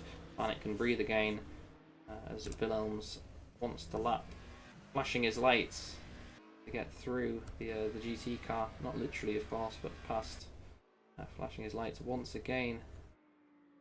Oh, and it's thrown the GT car off into the gravel for the Impact Blue car, gets away with it. The NDF1 car off the track in avoidance as well, so positions didn't actually change. Good to catch that on camera. We can see what happened, but yeah, the flashing of the lights of Wilhelms, you're allowed to do it, of course. It's just to let them know you're there. Clearly threw off the Impact Blue car, Vanet. Threw him into a mistake, pressured him into a mistake. Off the track he went. I think Renk was trying to avoid as well. Maybe thought he was going to come back on the track. The NDF1 BMW, losing position then to the other Impact Blue car from Bunn, so it's actually gone very well for Impact Blue there. But yeah, shame to see both cars involved in an incident, not necessarily their fault, but just one of those things in endurance racing. Very different thing to what we normally expect. It's not a sprint race. They're not pushing all the way. You can come back from it. Did you say something? No. Christoph, hearing things from me? No, I don't think I was speaking to you, Christoph. Apologies if you did hear anything. You can focus on your driving. He's currently in P3, is Christoph Berzer, who you just heard. 16 seconds behind teammate Olsen with the Maryland car now brought back up to 40 seconds, so 10 seconds in this stint. That Forenzo with lightning pace. But they are going to have a driver swap. There is Angel Aravello in the car, or going to get in the car after Stevenson gets out. Probably another 30 minutes or so, maybe a short stint at the end to put his teammate in the car. Ooh, nearly gets it wrong in the braking zone for bus stop, but gets away with it. Tidies it up, gets away nice and cleanly, and sets a 2:01.6, so very, very fast lap time there. Merrick with the new enhanced unrestricted privateer car there accelerates down the hill to Pujon, running P5 at the moment, having recovered from his earlier incident. Not doing a bad job in the ProTech, the RSS ProTech Race Sim Studio. Fantastic mod, fantastic model, fantastic sounds. Would definitely suggest it to any endurance fans. You can get on the RSS website. You can follow the link in our Discord server, or just search, Race Sim Studio. It's pretty easy to find Assetto Corsa mods, very high quality. The same goes for the VRC Forenzo with the great car. Just VRC Assetto Corsa into Google and it'll come up, or join a Discord server. You can follow a link for it. You can buy it and then you can race it here in Formula Trout if you so wish. Both fantastic add-ons for Assetto Corsa, replicating modern day Formula. Oh, I'm so used to saying Formula. Modern day prototype cars in real endurance racing. Great depictions of them. Very fun to drive. And very, very high quality models. Very well produced, well finished. You can see the detail in the cockpit there of the Forenzo here. If we switch to the ProTech, as it's Olsen just making his way past the 444 of Rodriguez, you can see the quality there of the ProTech as well. The RSS, both teams at their absolute best. They top themselves basically every single time they release a new car. The level gets higher and higher. I'm sure there's friendly competition between the two teams as well, both wanting to make basically the highest quality car they can for Assetto Corsa. And I think every time they do release a new car, it does top the previous efforts of both teams. So it's great to see the competition there, and it's great that we can benefit the drivers, the fans. We can benefit from their creations, and hopefully they like the fact that everyone enjoys their cars so much, because I'm sure it can in a way be a bit of a thankless job. Obviously, of course, people are paying for their mods, people are paying for their work, but people do complain maybe about silly things when at the end of the day they're a mod created for our enjoyment. The yellow flag out for Magzire. He is off at the chicane, gets away going again. No yellow flag anymore, and no need for a full course caution. But yeah, Magzire lost a lot of time to teammate Wilson there. Wilson coming through Blanchemont. Magzire just at Stavelo, so a whole straight between the two Griffin GT cars now. Magzire just losing the car. Might have been a prototype chucking him into a spin. We didn't see it. But yeah, shame for Magzire, but he can come back. There's an hour to go yet. An hour to bring that gap down. Antoine Bunn, meanwhile, on the gearbox of Kevin Vanet in the other Impact Blue Audi. Screaming V10, Audi V10 of these GT3 cars, sadly now out of production in real life. No longer is the Audi R8 in production. The GT3 car has homologation for a few more years, of course, but yeah, the Audi GT project is over. They're looking to the future. They've purchased a stake in Formula One, in Sauber, in Formula One to enter there in 2026 as a full works manufacturer, engine and chassis. So it'll be great to see Audi back in Formula One essentially, or for the first time. I don't know if you can count Grand Prix racing as also union in the 1930s as Audi, but yeah, it's something they've not been in a very, very long time, so it'll be interesting to see. But it is very much a shame that came at expense of the GT program, at expense of the LMTH program, which never came to fruition. Audi announced entry to Dakar, which went ahead, winning Dakar. I think it was this year or last year with their electric Dakar vehicle, which was very well done for them. But yeah, unfortunately, due to this F1 project, the LMDH car, which was supposed to be developed with collaboration with Porsche, with the Multimax chassis, I believe it is, going to share the chassis, never came to fruition. We never saw the car race. We never saw the car even test. That was all called off very quietly when they announced their entrance to F1, and that ended up with the winding down of their GT program too. We see the Impact Blue cars going side by side here. Yeah, so the Audi R8 obviously out of production. You can't keep racing it once it is out of production. There was talk of perhaps maybe the Audi S5 or RS5 becoming a GT3 car. We've seen the BMW, they have the M4 as a GT3 car, very similar sized car, but the S5 A5 is actually out of production now as well, or at least in its coupe guise. GT requires a 2-door car, 3-door I suppose. GT Grand Touring, but yeah, the new Audi A5, which in a way is basically replacing the Audi A4, that has become a new model, essentially replacing the A4, but called the A5, and they're not making a coupe version of it. No one buys coupes anymore, they say, and yeah, they're not going to be making it, so they can't have a car in the GT3 class, which is such a shame. The Audi R8 LMS, such a successful GT car. This version, the one you're seeing on screen here, the Evo, I think even the Evo 2 as well exists. Very, very powerful force in sports car racing. And yeah, its time has come to an end. And obviously the earlier Audi R8 LMS Ultra, the 2015 model ending one, I think it was also another successful car, winning the 24-hour of the Nürburgring on multiple occasions. I think as Bunn goes around the outside of his teammate, has to leave him space on the inside. They go side by side. But yeah, the Audi R8, bit of a send-off now. Last few years we're going to see it in competition, so enjoy it while it lasts. But if you are a fan of Audi, you've got Formula One to watch now, so something new. Obviously Nico Hülkenberg, and yet another confirmed driver to race for them next year, and then in 26 when it's the full Audi Works entry. Will be interesting to see how they manage, how they stack up. It's been a long time in real life motorsport since we've seen a new team like that, so yeah, it'll be great to see. But what is great to see is the competition here in Formula Trout League. We have That is now Angel Aravallo in the Maryland Racing the P3 car, followed by Wilhelms there, looking to the outside in the 37 Lioneers through Blanchemont, looking to make the move. Can he go around the outside? They touch.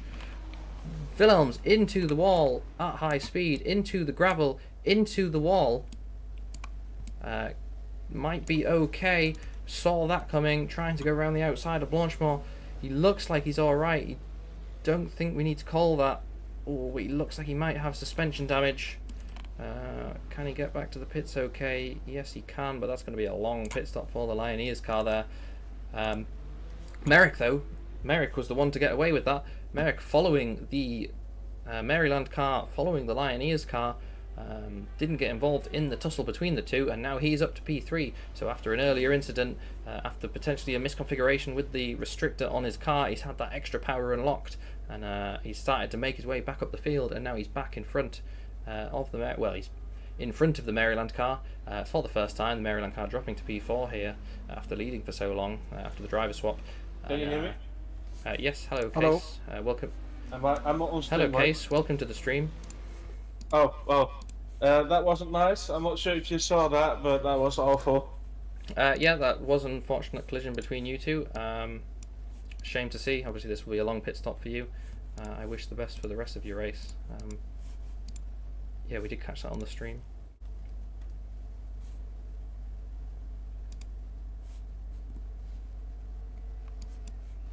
We dragged Case away because we have. Case is now driving yet again. Yeah, obviously Case expressing his displeasure to the stewards there, which I am essentially. We don't really award during Came race together with a penalties. GT3 or while fighting someone? He came together with the Maryland Racing of Angel Aravallo, the number 7, going through Blanchemont side by side. But yeah, Case obviously expressing his Shame. displeasure there. Yeah, it was a shame, unfortunately, but that's racing. Sometimes they get it wrong. Merrick will be happy with it. He's the one that has gained a position out of it. Well, gained 2 positions out of it. He's up to P3. So we'll see how long he can keep it for. The sun very low in the sky, though. We see here at the bus stop, fully behind the hill. We're in darkness, essentially. Headlights now illuminating the track as the cars power down the start-finish straight. The Protec versus the Forenzo. Felipe Olsen leading the race, threading the needle through the GT cars. As we try to find the right camera, there we go. The sun beaming down on the car, on the course here, through the inside of the NDF1 car. And, yeah, that is interesting to see how the race is going to unfold as the sun dips below the horizon, as the track darkens, as the sky darkens. I don't think we modelled the temperature here, so it's not going to get any cooler, but it'll be interesting to see how the drivers adapt to the changing weather conditions, or the changing time of day. Headlights are going to be coming on quite shortly, I'm sure. Marco Radocci in the pit lane. Might lose position to Wilhelms here, who is recovering after that incident we saw. It was a very high-speed crash at Blanchemont. Got away with it, but yeah, it was a shame because he was in contention for 3rd place there. Now he is in 7th, so it's going to be a bit of a recovery for him. He's up to P6, but still a long way up the road is the rest of the field. 36 seconds to Radoccia, the other star Elnat car.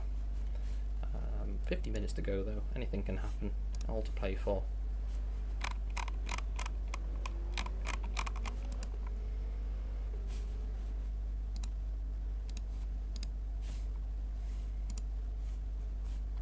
So as we sit here watching Felipe Olsen in the lead, Wilson quietly kind of out of the spotlight, still pounding in those laps, 22 seconds in front of teammate Magzayer, now in the lead of the GT3 class in that Griffin Gaming BMW, the number 424. He's doing a great job, not really put a foot wrong so far, it seems. And yeah, he is racing currently in that top spot in the GT class. A few positions swapping between P7 and P8 overall. I think that is Radoccia coming out the pit lane, the Intercontinental car, after their driver swapped. I think Radoccia just letting a few drivers through. That was Christoph Berzer getting let through. You can see his staring eyes. He's got the visor open. Driver, I'm not sure who that was. Rodriguez. Oh, we've lost Rodriguez from the race. So Rodriguez has DNF'd. It says he was kicked up there, which seems incorrect. I'm trying to join in a Forenzo. Not sure who that is. Driver trying to do a driver swap, perhaps. We've lost someone. We seem to have lost Aravalo. The Maryland car, potentially due to connection. G. Rodriguez has DNF'd from this race, unfortunately, which is a shame, of course. And the number 444 BMW is running near the back of the field, unfortunately, but you know, shame to see them DNFing regardless. You do get 1 point if you are classified at the end of a full race distance, so a shame that he will not take the checkered flag. You see Olsen here in P1 though, 48 minutes. The iridescent windscreen shining away there.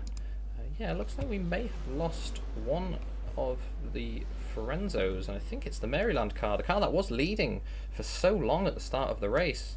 It's the number 7 Maryland car, first driven by Stevenson. I think Aravalo got in the car. We just see the two prototypes there lapping one of the GTs, both running very wide at the at Blanchemont, nearly getting it wrong. That's the NDF1 BMW there of rank.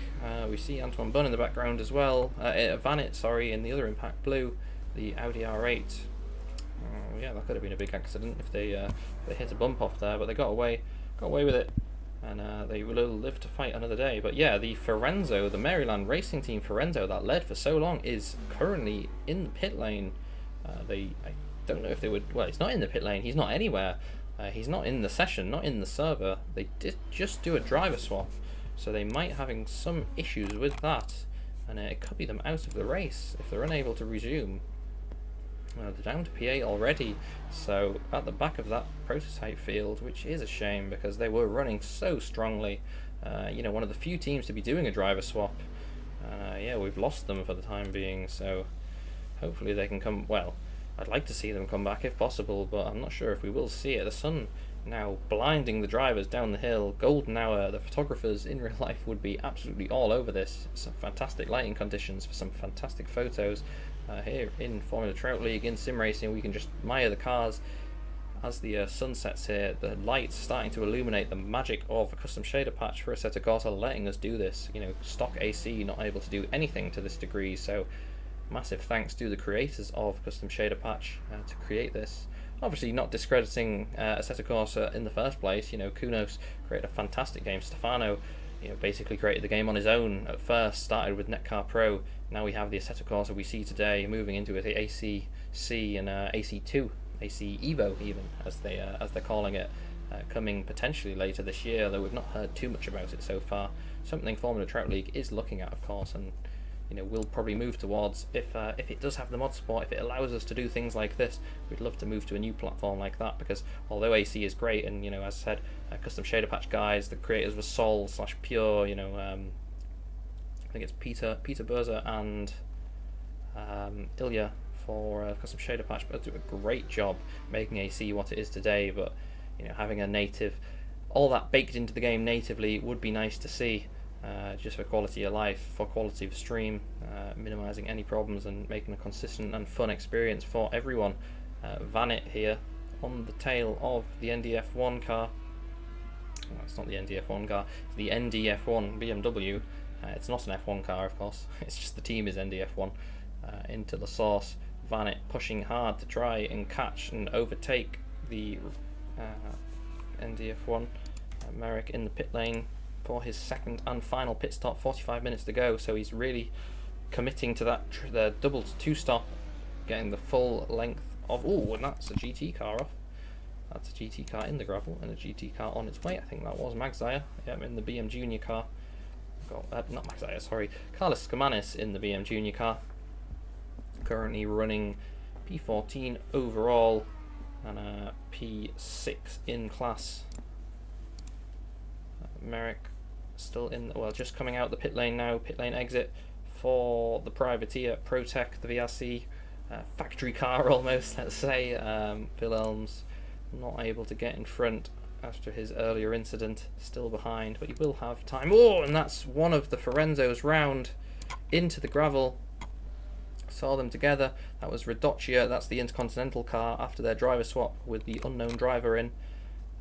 Gets away again, out of the gravel, and away he goes. Sun blinding in the sky now, shadows very long. You can see that is one of the Impact Blue Audis screaming its way through the chicane. There goes the Stella Alnac, there goes another Impact Blue, and there is the NDF1 BMW of rank.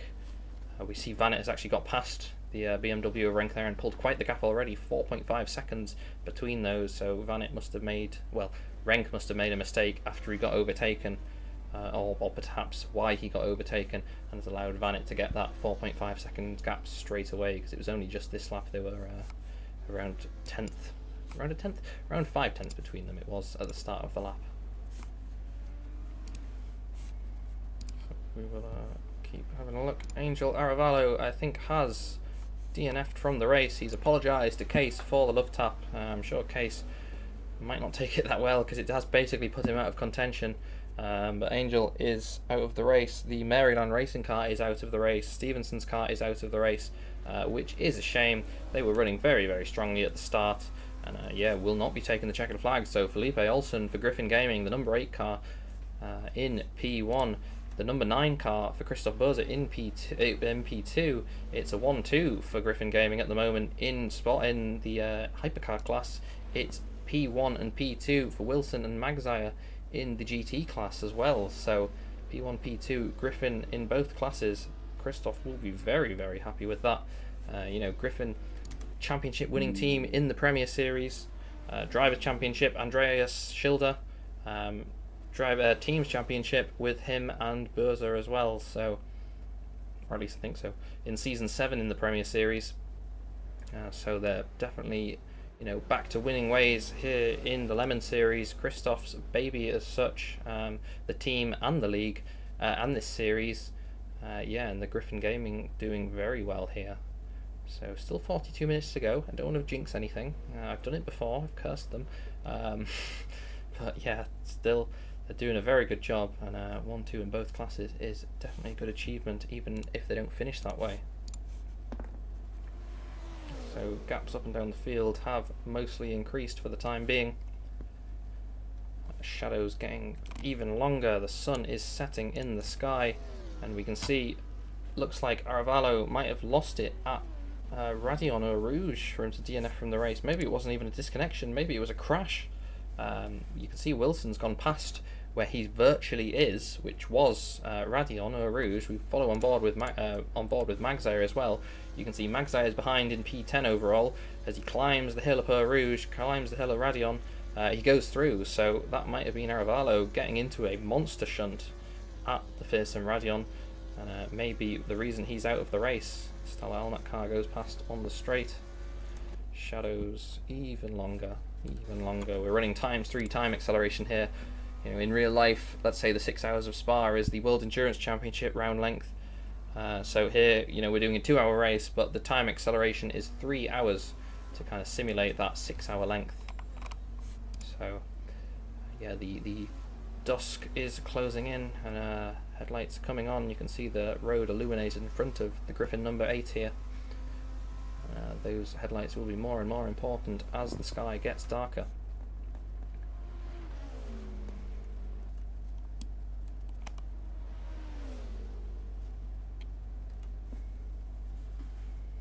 Kevin Vanet in the pit lane in one of the Impact Blue GT cars. The safety car. Microphone muted. Nope. Be quiet, TeamSpeak. Thank you. Yeah, the safety car sitting there in the background, waiting for an incident which hasn't come yet, which is good to see. Although it would just be a code 80, of course. We're not running the full safety car yet in this series. So Vanet out the pit lane.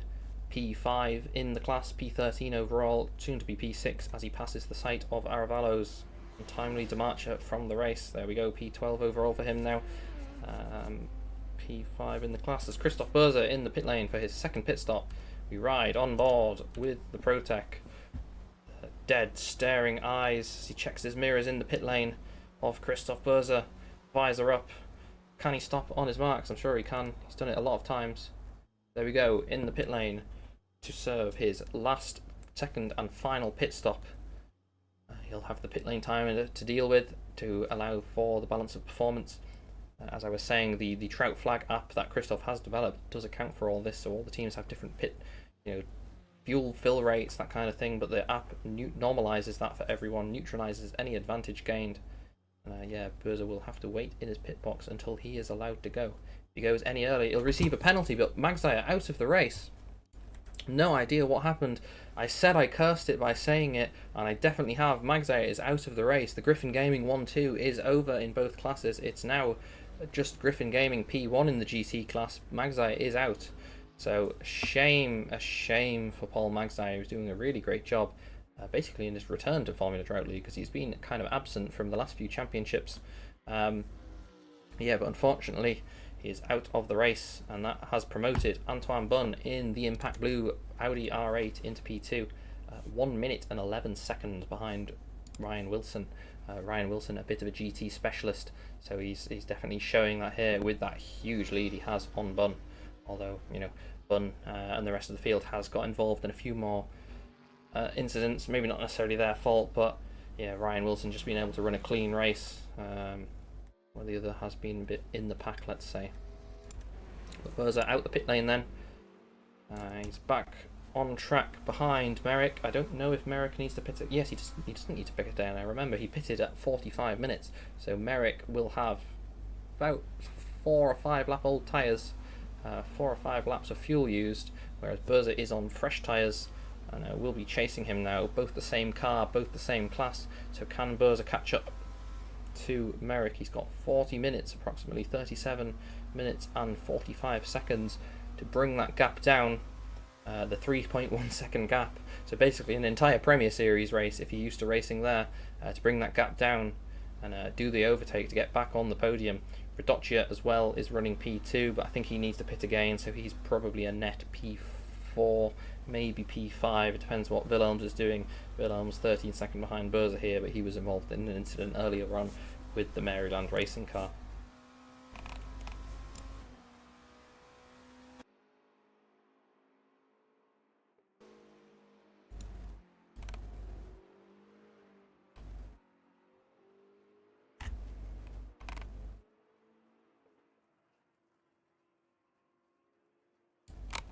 So the track a bit quieter now, everyone kind of in Sector 1 and Sector 3. Most of the field is kind of at the end of that straight. We see Radocchia here lapping one of the Impact Blues. We're trying to lap one of the... it's not an Impact Blue, sorry, it's the BM Junior Racing of Carlos Skamanis there, the Audi R8. I forgot there's 3 Audi R8s here, and 2 of them being the Impact Blue and the other being the BM car. BM currently running P12 overall, P5 in class. Bunn now in the pit lane for Impact Blue. The other Impact Blue R8 is on track in P3, P10 overall. Kevin Vanett, that is, and then Xavier Renk as well in the NDF1 BMW in P11 overall, the 895 car. With quite a nice livery, I will say. It's quite something different. We don't see that much red in Formula Trout League actually, so it is nice to have a red car. A return of Octan in a way, I suppose. We've not really had a team filling that red spot since the demise of Octan, when they became Oxtan in the Premier Series. I think it's season 9 it was, maybe season 10. But yeah, good to see a nice livery on most of the field actually. The Griffin car, very nice. The Stella Alnak, the chicken car, that they've definitely adopted as their thing now, being the chicken car. The delivery of the chicken on it is nice. It always brings a smile to my face. Number 26 of Roberto Radocchia here, running P2 at the moment. Yeah, it's a nice skin. Obviously we have Wilhelms as well in the Lioneers. Lioneers always has a nice livery. The bright orange, the Dutch racing colours. Those familiar with Formula 1 and Max Verstappen will definitely know that.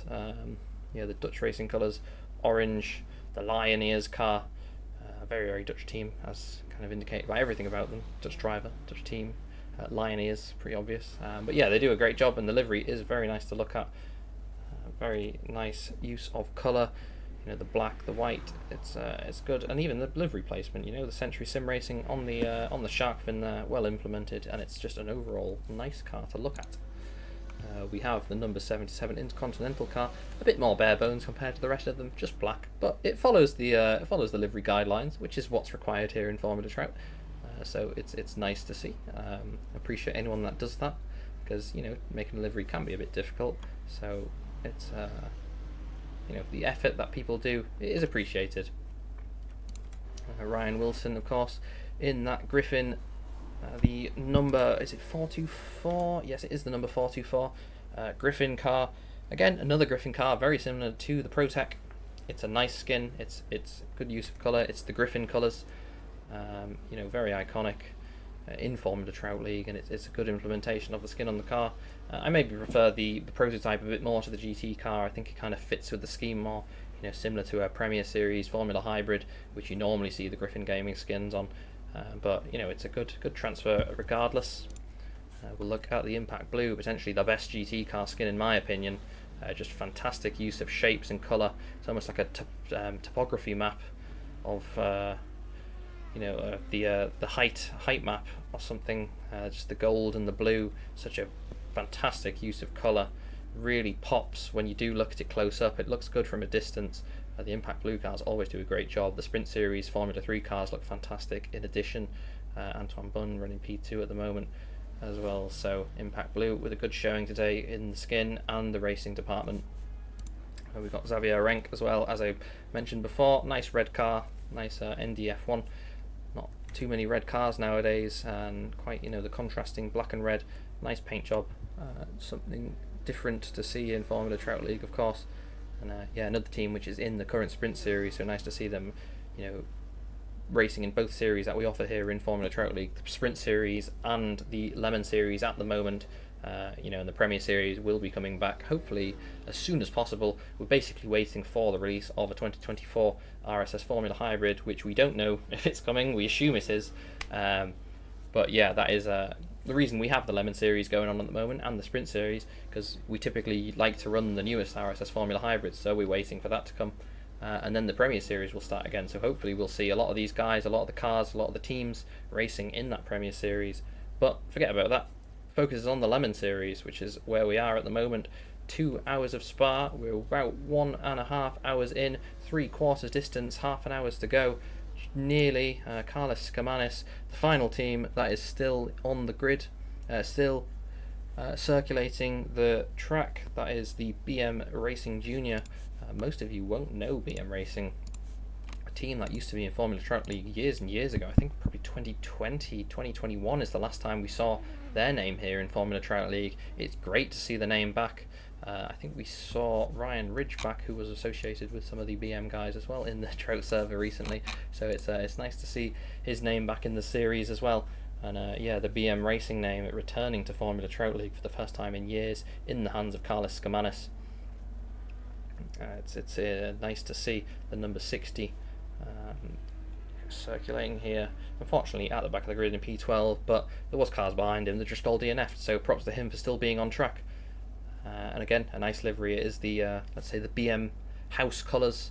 The colours we've seen before, if you remember the team, of course. But the red, the white, the black, the gradients, a bit of grey. It's a nice livery, something different again, and very iconic in Formula Trout League. So if you would like to get involved, you'd like to run your own team, you'd like to represent your own team, you can definitely do that. There is no restrictions. Basically, you can enter a team, run your livery, run what you want. As long as it follows our livery regulations, you can run it. There's no entry fee, it's free to enter. There's no entry restrictions. Just as long as you have the car, as long as you have the tracks, as long as you have the game, you can race here. So we would definitely like to see you on track here in Formula Trout League. Join us here in the Lemon Series, join us in the Sprint Series, or potentially wait around and wait for that upcoming Premier Series, which will hopefully be coming before the end of 2024. All eyes on the Premier Series and this Lemon Series race, of course. Forget about that. We have Olsen in the pit lane. This will be his final pit stop. He's got 1 minute 32 Merrick, but he has this pit stop. The pit stop timer he's going to have to wait for 30 minutes to go, 3/4 distance. He's timed this to perfection, really, getting 2 pit stops and then 1 short stint at the end. So he will be in the pit stop for a long time. How close will Merrick be at the end of the lap? 1 minute 30 now, but that's going to fall down and down as Olsen is stationary in the pit stop, getting a full service, full tyres, full fuel, basically everything he needs to complete the next 30 minutes of racing. We'll just check through the admin side of things, see if we have any notifications from anyone. Nope, all seems to be going okay. No one reporting any problems, which is good. Merrick closes onto Olsen, but then Olsen comes out the pits here. He's in P1. He's still got a very large lead. It's not 1 minute 30, that's not updated for some time. We'll see, I think when he passes the next timing line, that will start to reflect the true gap between the two cars. It will be quite a large gap, of course, because Olsen was racing the Maryland racing car. You know, and obviously don't discredit them. I was talking about the skins before, the liveries. The Maryland racing team car had a fantastic livery. Unfortunately, they DNF'd from the race, but don't forget them as well. You can rewind the stream if you want to see that one. But yeah, Olsen here in the lead. Yeah, there you go, 36 seconds to Merrick behind. He did have a big gap before to Burzo when Burzo was running in P2 when it was a Griffin 1-2. It's now a little bit higher than that. Obviously due to pit stops, the way things fall, he only has to fuel for 30 minutes, whereas Merrick had to fuel for 45. So that's kind of explaining the gap difference. Burza, though, you know, he came out the pit lane, I think it was just 3 seconds behind Merrick. He was definitely racing him for that P2 position, trying to get that Griffin 1-2. But Burza has dropped back 8 seconds or so now, 30 minutes to go. He could bring it down, you know, get back up to Merrick and go racing again, but yeah, that's a bigger gap than we would have expected, actually. And yeah, Merrick seems to be in P2 for the time being. If he can make it to the end, he might keep that position, but you never know, he might have to have a slash and dash on the last couple of laps or so, which would be disastrous, but we've seen it happen before in real life. You just get the fuel a bit wrong, and yeah, you have to make a pit stop, you know, on the last or second to last lap, or you wouldn't get across the line. So we'll see how that goes. Just hearing from Paul Magzire that he DNF'd from the race due to fatigue, I guess. He says his eyes were burning. I think Magzire is racing in virtual reality, which, you know, is a very cool technology to have, very applicable to sim racing. But yeah, Magzire retired from the race due to fatigue. The 2 hours we have here, just a bit too long. Xavier Rank, though, is off the track somewhere. That is Pujon. He's got it going again. We don't have to make a call for that on the race director side. Could have been a bigger one, but he got away with it for running P11, 4th in class, in front of Carlos Gamanis, who is 5th in class behind Kevin Vanett in the Impact Blue. So Radocchia catching up to Wilhelms, though. This is the closest battle on track, or the closest cars on track. Roberto Radocchia in the Impact, he's not in the Impact Blue, he's in the Staller-Alnach Forenzo, catching up to the Lioneers Forenzo. Identical cars, different liveries, different setups, importantly, and different drivers. So who will come out on top? We've got 25 minutes, and we know who's going to come out on top, because Wilhelms peels off into the pit lane. Wilhelms out of sequence due to an earlier incident with the Maryland Racing Team car, and yeah, has to peel off into the pit lane to be able to make it to the end of the race, because without that he's going to probably run out of fuel. So yeah, that has given Radocchia P4 for the time being. Might give Marco Radocchia, the other Staller-Alnach car, number 98, might give him P5 as well, although he is just at the exit onto the back straight here. Going to have to go through Blanchemont, through bus stop, through La Source before he gets past the pit exit. I feel Wilhelms might come out in front, but we'll see. Yeah, Wilhelms out the pit lane already here, so he's out the pit lane for his final stop. Down the hill, up Radion, first time on these tyres, first time with this tank of fuel, but I'm sure he's going to have no issues. There we go, up he goes. That is the final stop for Wilhelms. So net P5 for him. If anyone in front has to pit, he might just get them, but a 26 gap into a 26-second gap to Radocchia in front to the Staller-Alnach car is maybe a bit insurmountable. That would be a second every minute, basically, he would have to catch, and I don't think that is quite possible unless Radocchia makes a mistake, of course. Don't rule that one out. 25 minutes is still a long time. It is still, how long is a lap? It's around 2 minutes in these cars. Oh, as Films nearly comes together with the NDF1 car there with the traffic. Yeah, it's how many laps are we talking? About 15 laps, I suppose. Around there, 12, 15 laps. See what they can do. 46 laps on the leader at the moment. The GT leader is 3 laps down, so that'll be 43 laps for Wilson. Not as many as I thought, actually. Hello, Alex. Hello, Christoph. Do you happen to know? Let's ask the other way around first.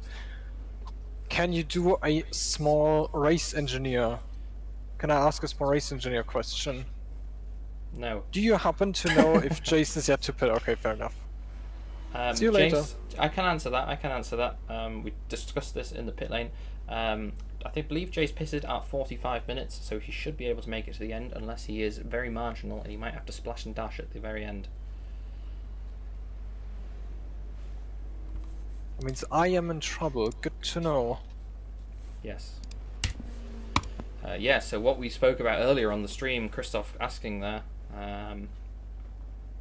Christoph asking, he's came out 3 seconds or so behind. He's lost that gap. It's now 12 seconds, so he's nearly lost 10 seconds to Merrick, and we believe Merrick has pitted. He pitted at around 45 minutes, so unless he is going to have to pit again, Christoph is in trouble. He is in P3.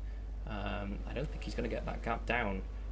So yeah, he's going to have to probably settle for that P3 unless Merrick has to do a splash and dash at the very last minute. Merrick coming through Stavilo now. Neat and tidy, just a little lift and then back onto the back straight. Track almost completely in shadow now. Sky still blue, clear skies here in Belgium in virtual Spa, but that sun is far below that hill on the left hand side of the screen here, and yeah, the headlights are now doing their job, illuminating the track for our drivers. You can see the Eau Rouge grandstand in front is still lit, is still receiving the sun, but most of the track in darkness now. Jace Merrick lapping the BM racing car of Carlos Skamanis. Neat and tidy, patient, which is how you need to be if you want to win races in these prototype cars. Yeah, you can see we've got Merrick there, so we'll watch it. You've got Merrick climbing the hill up Eau Rouge, and then Berza, who wants to race Merrick for P2, of course. Every driver wants to finish as high up as they can. There he goes, so that's a very, very big gap, 22 minutes. It's a big gap to close. He might be able to do it. We will see. He's got 22 minutes to do it. 0.5, half a second a lap. Well, half a second every minute, I should say, so that's more like a second a lap. It's definitely doable. Depends on how much Berza is willing to push and how much Merrick is willing to respond. But catching is one thing, passing is another. We'll see when or if he gets to that stage, of course. 21 minutes to go here at Belgium.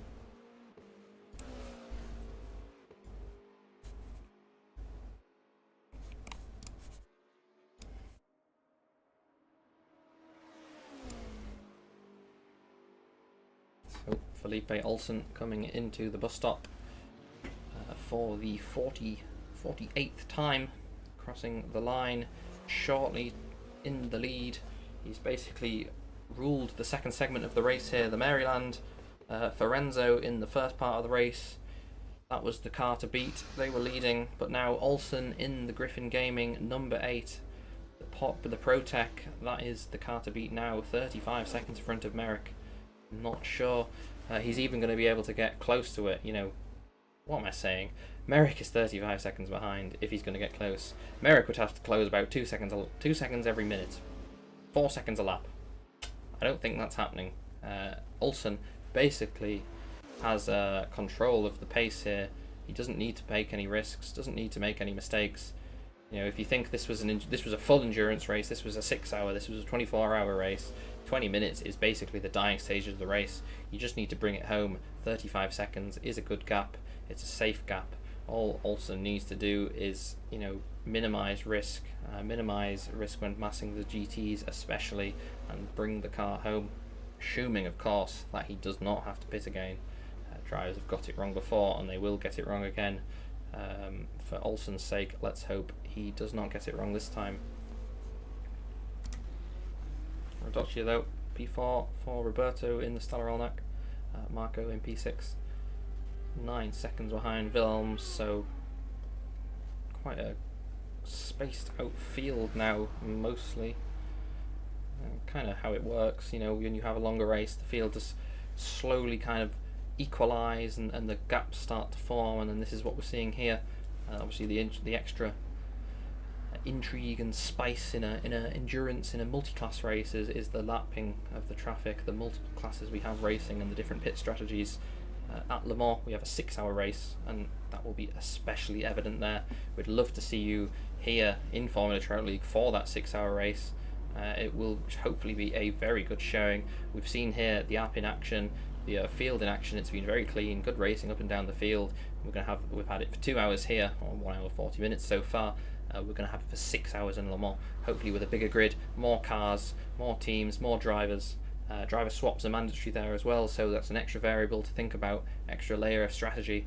Something we've not done in Formula Trout League before, and something we would really love to see you get involved with. Those watching the stream, those considering racing here with us, please click the link in the description below. You can join our Discord server, say hello, and sign up for the series. Maybe you can find a team, find a teammate to drive alongside with, or maybe you know a friend who also would like to participate. All you need is the VRC for Renzo and the RSS ProTech. Those 2 cars, they're all you need to purchase to race here in Formula Trout League. Roberto running wide there. They're all you need to race here in Formula Trout League. There's no entry fee, there's no deposit or anything silly like that. It's free to race, free to enjoy for the community. We've done it for quite a few years now. I think when I think about it, actually, I've been here in Formula Trout League for 6 years. I think the league's been going for around 7 now, so maybe even 8. So very, very long time, and this is the first time we've done a true multi-class series like this, and we'd love to see you get involved. It would be fantastic to see new names, new faces on the grid. I was saying AC is maybe in its twilight years earlier. We've got AC2 on the horizon, AC Evo on the horizon, but there's still new faces showing up. Just here we have Rank here. We've got they've DNF from the race now, unfortunately. But we've had a few drivers new to the series in the Sprint series as well. That's currently ongoing as well. Next week at Interlagos, next Sunday, there's some fantastic drivers taking part there as well. Jack Olivier is a good example. He won last time out at Red Bull Ring. The results were voided, unfortunately, but he won last time out, and he's new to Formula Trout. We've never seen him before, and we're 7 years into Formula Trout. 12, 11 years into Assetto Corsa, and a new driver can show up and kind of show the grid how it's done. Not to discredit any of the other drivers here, it was a very close fought race between everyone, but just to show the competition that we have here in Formula Trout League, and the competition in Assetto Corsa. It's always nice to see new faces. It's always nice to see old faces returning as well. Of course, we had Magzire here, we've got the BM team here as well, so anyone wants to get involved, feel free. It's very casual but very serious at the same time, so it's competitive but friendly is the way I like to put it. People like to take the it's my team aspect very, very seriously, but at the same time we're all here for a good time. Of course we're all here to have fun, and that is the important part. That's what we try and provide for everyone. So click the link in the description below and say hello. But back to the racing, we have Olsen here in P1, just going through No Name, I think that is, followed by Radocchio, who is a lap down now.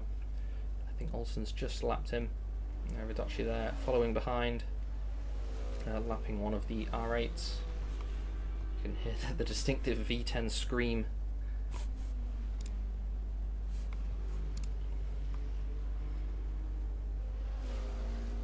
So Berza has started to push, actually. Does look like he does want to get that P2. Well, of course he wants to get that P2, but he's definitely racing for it. That gap from 12 seconds down to 9.5 now, 15 minutes to go. It was doable. It was around a second a lap, which is definitely a doable gap here. When you're managing the pace like this, it's something you can do. So Berza's pushing quite hard to try and get that gap down to Merrick. I'd like to see if he can manage to get the gap down fully, because we'd like to have a race on our hands at the end. 9.5 seconds here. Merrick makes one mistake, the position should switch, so Merrick under a bit more pressure than he was. Now he sees Christoph closing in, I'm sure. Well, the Griffin Gaming number 9 car has been going quite well. Maybe picking up in the second part of the race here. At first it was a bit in no man's land, but he's made his way up to the podium positions. especially after the retirement of the Maryland racing team car and Merrick's earlier incidents. So yeah, Berza is pushing hard now to try and close that gap down. Through goes the Griffin number 9 car past the number the NDF1 car. Can't remember the number, sorry. We need that spotter's guide for sure. Yeah, but Berza is making an effort, which is what we like to see. 2 minutes 2 seconds for Merrick, 2.7 for him. What does Berza do? He does a 2.3, so 4/10. So it's faster, but it is not enough. He does need to be, you know, around a second, so he needs to be doing 2:01s, which he's done. I don't know who holds fastest lap. It was at one point Olsen. I don't know if it still is. It is around a 2:01, so the car has the pace. The drivers have the pace, but are they able to deliver it? 13 minutes and 50 seconds to go to get that gap down. 10 seconds, just under. Be difficult, but it definitely is possible. So wish you your best, Christoph, and give us a race for P2 at the end. But Felipe Olsen, league of his own, 40 seconds now. I said all he needed to do was cruise. He's built the gap up though. He's not even managing the pace. He's just driving the car the way he's comfortable with, and that way is fast. 40 seconds the gap to Merrick, up from 33 I think it was. So Olsen is pushing. Well, no, and he is pushing. Half spin there through the bus stop. Commentators curse. I'm very sorry for that, Olsen. He's half spin at the bus stop. We see Radocchia in the pit lane there. Half spin for Olsen as I switch the camera to him. Yeah, Olsen, saying he was pushing. You know, the lap times were good. The gap is 40 seconds, so he was definitely pushing. You know, not giving up any time, not playing it safe. Yeah, just caught him out there at the bus stop. A little bit of a half spin, lost 4 or 5 seconds, but it's not really, it's not mattered in the grand scheme of things. He's got 40 seconds, so he can do that 5 more times and it wouldn't matter. But obviously if you do it somewhere a bit faster, then it could be a problem. But yeah, I'm sure Olsen will learn from his mistakes there and he won't do it again. Radocchia exited the pit lane now. P6 for him, final pit stop. 30 minutes to go it was when he came in the pit lane, so a bit of a splash and dash for him, maybe getting the fuel calculations wrong or just a bit out of sequence, having to pit in the dying stages of the race. P6 for Marco Radocchia overall, not a bad job. He's quite far ahead of the Intercontinental car. He is 1 minute 40 ahead, not quite a lap, but maybe if mistakes are seen that could happen. But Berza is really pushing. Look, 7.6 seconds. Merrick losing more and more time to the Griffin number 8 car. No, number 9 car, sorry. Number 8 being the leading Griffin of Olsen. So Berza does want that P2. He is racing for that P2. 5 seconds is the gap. Merrick must have made a mistake, must have had an issue, or maybe he's realised he's marginal on fuel. Maybe he's having to back off. Christoph is pushing. Merrick is responding, but Merrick is losing time somewhere. The blinding sun as they round Pujon right in the driver's eyes. The pretty much only part of the track with without shadow now. The hills in front of the track, well, in front of the driver there, blocking the sun, blocking the track from the sunlight and cooling it down, giving the headlights a workout for sure. We see the number 65 Privateer in the gravel a bit, getting the draft from the Impact Blue R8, slingshotting through into Blanchemont. It's going to be flat in race trim, but Berza still closing in. 6.9 seconds now.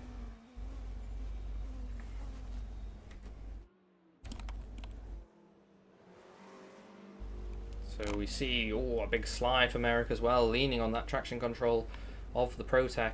2:03.9, neat and tidy for Berza. What will his lap time be? 2:01.8. So we were saying he was needing to do 2:01s. He's doing 2:01s, and Merrick has just dropped off. 2:04 for Merrick. So Merrick struggling with the tyres, maybe struggling with the fuel load, having to lift and coast.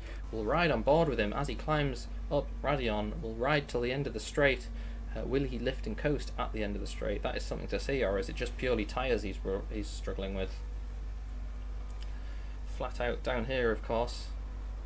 But when he gets to the braking zone, what's he doing? He is just lifting off. Well, he's not lifting off, he is just braking for the corner. No lift and coast for him. Taking it easy though, so it does look just to be a tyre thing. Buzz are able to push that little bit more. 10 minutes to go, 9 minutes 30 seconds or so. Merrick having to kind of manage the car, manage the pace, because Christoph is coming.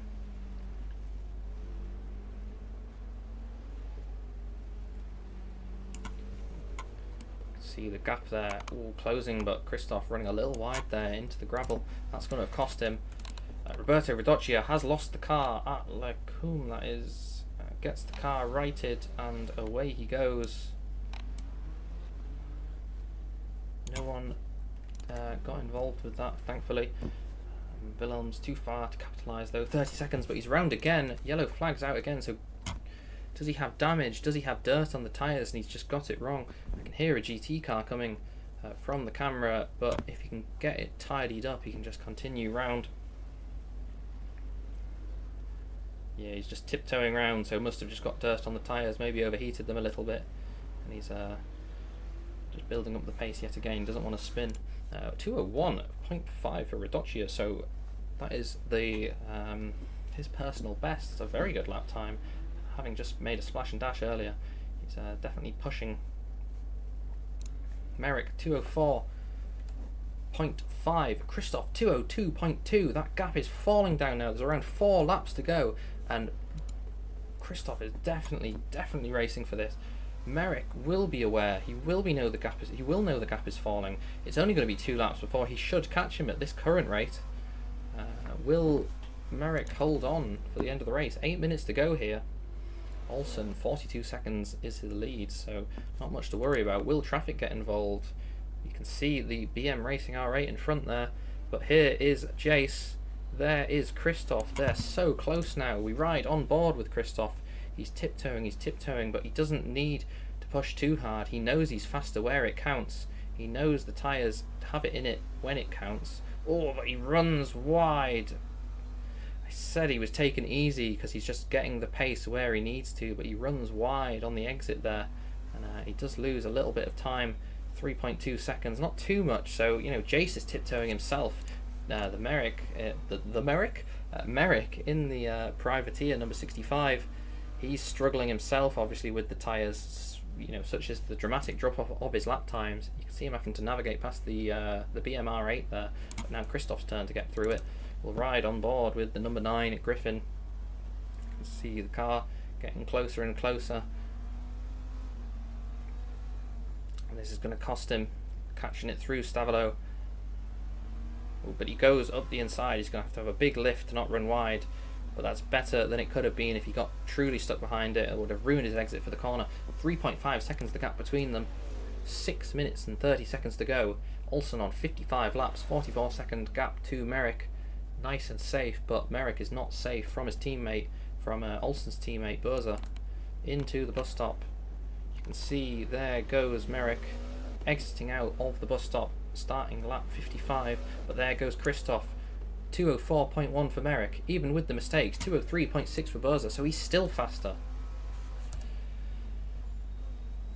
Dead staring eyes are now eyes of focus for Christoph, pushing ahead to try and catch the privateer number 65, sorry, as that car is climbing Radion.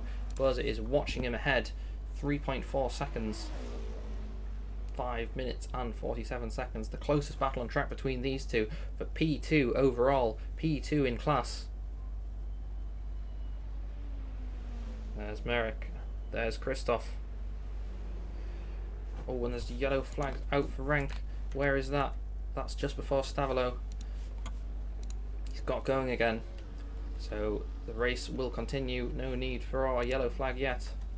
That would really ruin Christoph's day, wouldn't it? If some of the cars get involved in an incident and that had to be a full course yellow now, all the advantage he has of catching Merrick would be over, because that full course yellow would almost undoubtedly go to the end of the race. But Burza, 3 seconds to Merrick. It's lowering, it's getting closer, 5 minutes now on the clock.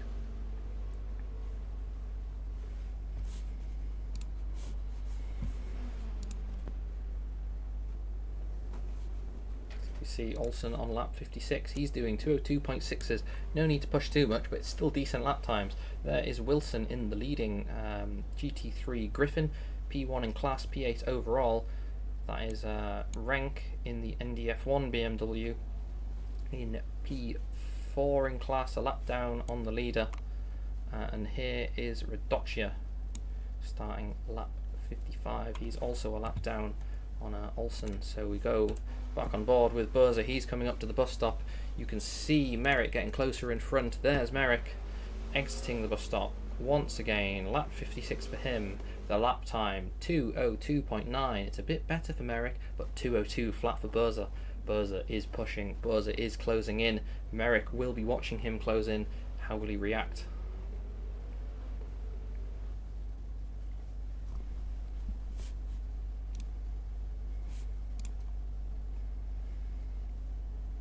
You can see the gap hovering around 2 seconds now, less than 2 seconds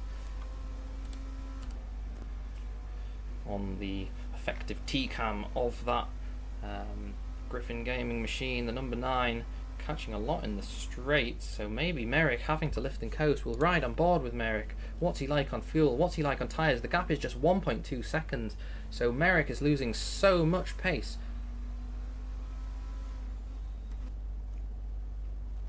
Into the hairpin, 1.3 seconds, but I think Christoph's going to be even closer on the exit.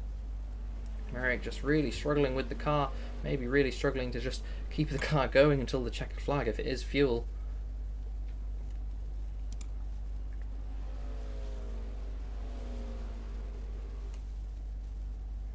Christoph just 1.2 seconds behind. The P96 ProTech, the RSS ProTech Griffin Gaming number 9 coming through the chicane up to Stavilo, exiting onto the back straight. Well, not really a straight, it's got some kinks in it, but it's basically a straight. Blanchemont is flat in modern day prototypes, nearly flat in most GT cars, if not flat. And yeah, Christoph is still pushing. 2 minutes 30 on the clock. Olsen lap 57. Merrick is just 1.3 seconds ahead. You can see him in front of Christoph here, in front of the number 9. Runs wide through Blanchemont as well, so the gap is just below a second. Christoph hard on the brakes, a little puff of smoke on the inside wheel, the unloaded tyre, but no worries, it's not going to cost him anything. There's only 2 minutes to go. He doesn't really have to save the car. 2 minutes 1 for Christoph, 2 minutes 3 for Merrick. Christoph is so fast. He is on the brakes late, getting close up to the back of the privateer number 65. Jace Merrick just 5/10 ahead now. There should be 2 laps to go after this one, but Christoph might get it done this lap. 5/10 behind as they climb up Eau Rouge. Christoph will be feeling the dirty air. Just needs to probably back off a little bit to not run wide, to not lose the car on the curves. But here we go. Christoph just 4/10, 3/10 behind. He's closing, he's closing. He won't be close enough to make a move, but will he be close enough in the middle sector? It's typically corners, but you know, it's hard to make an overtake here. But if Jace Merrick in the privateer 65 is struggling with tyres, it could be Christoph's, could be his advantage. And and he's gone wide. Yeah, we see Merrick there locking the wheel.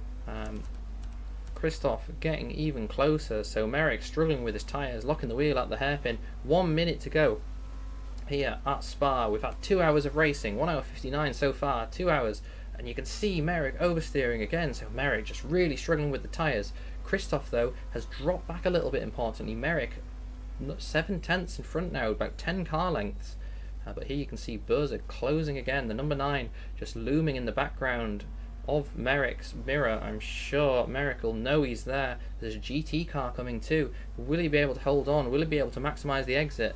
Both drivers unimpacted through Stavilo as they get onto the back straight. They come up to Blanchemont. This could hurt Christoph. Looks like Merrick will be close enough to get through prior to the corner. Yeah, through the inside goes Merrick. Can Christoph get through? Oh, he's off the track to get around the GT. He's desperate to get that position. There's 15 seconds left on the clock. They will have another lap. This will be the final lap of the race for Olsen. Merrick's in the pits. Merrick is in the pits. He couldn't get round. He had to pit. It was fuel. It was fuel. We saw him go in the pit lane on 45 minutes. We said it would be tight, and it was tight. Merrick unable to complete another lap. just struggling on the fuel. He's had to go in the pits on that final lap. Christoph Börzer up to P2. He didn't have to overtake. He didn't have to push. He did anyway. I'm sure he's very happy with that. It's a 1-2 for Griffin. Ryan Wilson is P1 at the moment in the GT class as well. A 1 minute 30 cap to Bun behind. But yeah, Merrick having to pit on that last lap. Splash and dash in that Forenzo. In that Protec, sorry. The privateer car, the number 65. It is a Protec 123. Radocchia in the Stala Alnak in P4 in the Forenzo. Behind, but Olsen here on the final lap of the race. The timer is over. The race is over. We've had 2 hours of racing here at Spa. Olsen has come out on top. He's beaten the Maryland Racing Team car. He's beaten his teammate. He's beaten Merrick in the privateer. He will come across the line as the first winner of the Lemon Series. He is the winner of the 2 hours of Spa here in Formula Trout League. Congratulations to him. Congratulations to the team.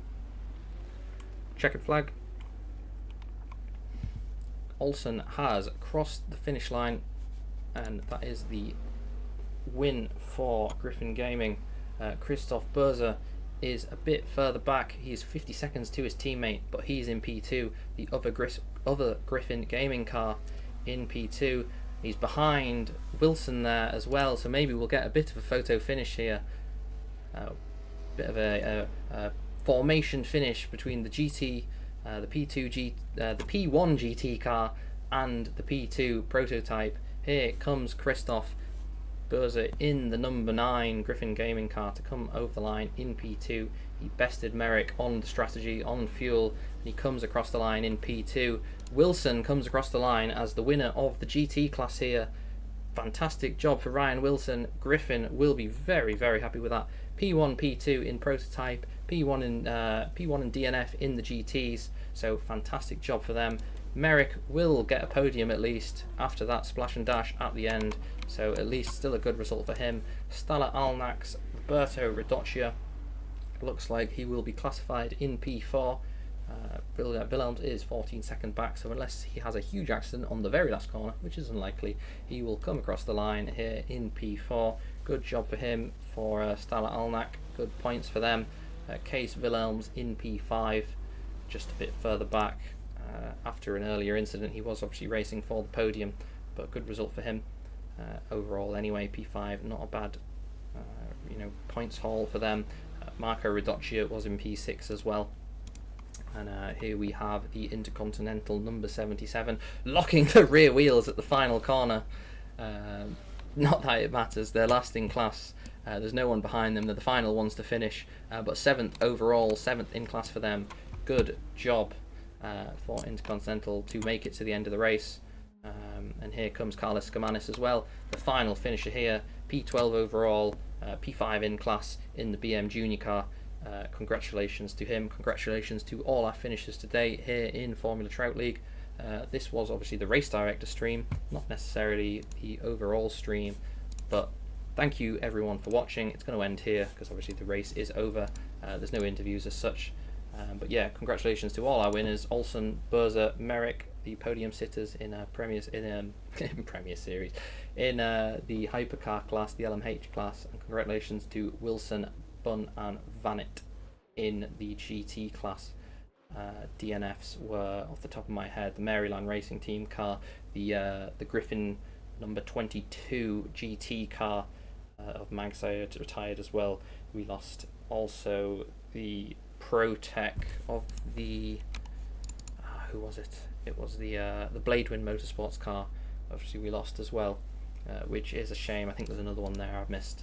So unfortunate to our DNF, but congratulations to all our finishers. The first Lemon Series event, the first multi-class event we've had with the Trout app. Congratulations to our winners. Congratulations to the organisers, Christoph Börzer, who made that fantastic app, organised the series. Thanks for everyone for helping out. I was Alex Cochran. This was the Race Director stream. Join us next week for the Sprint Series at Interlagos. We'll be back to a regular stream there. And then a few weeks after that, we have the 6 hours of Lemon.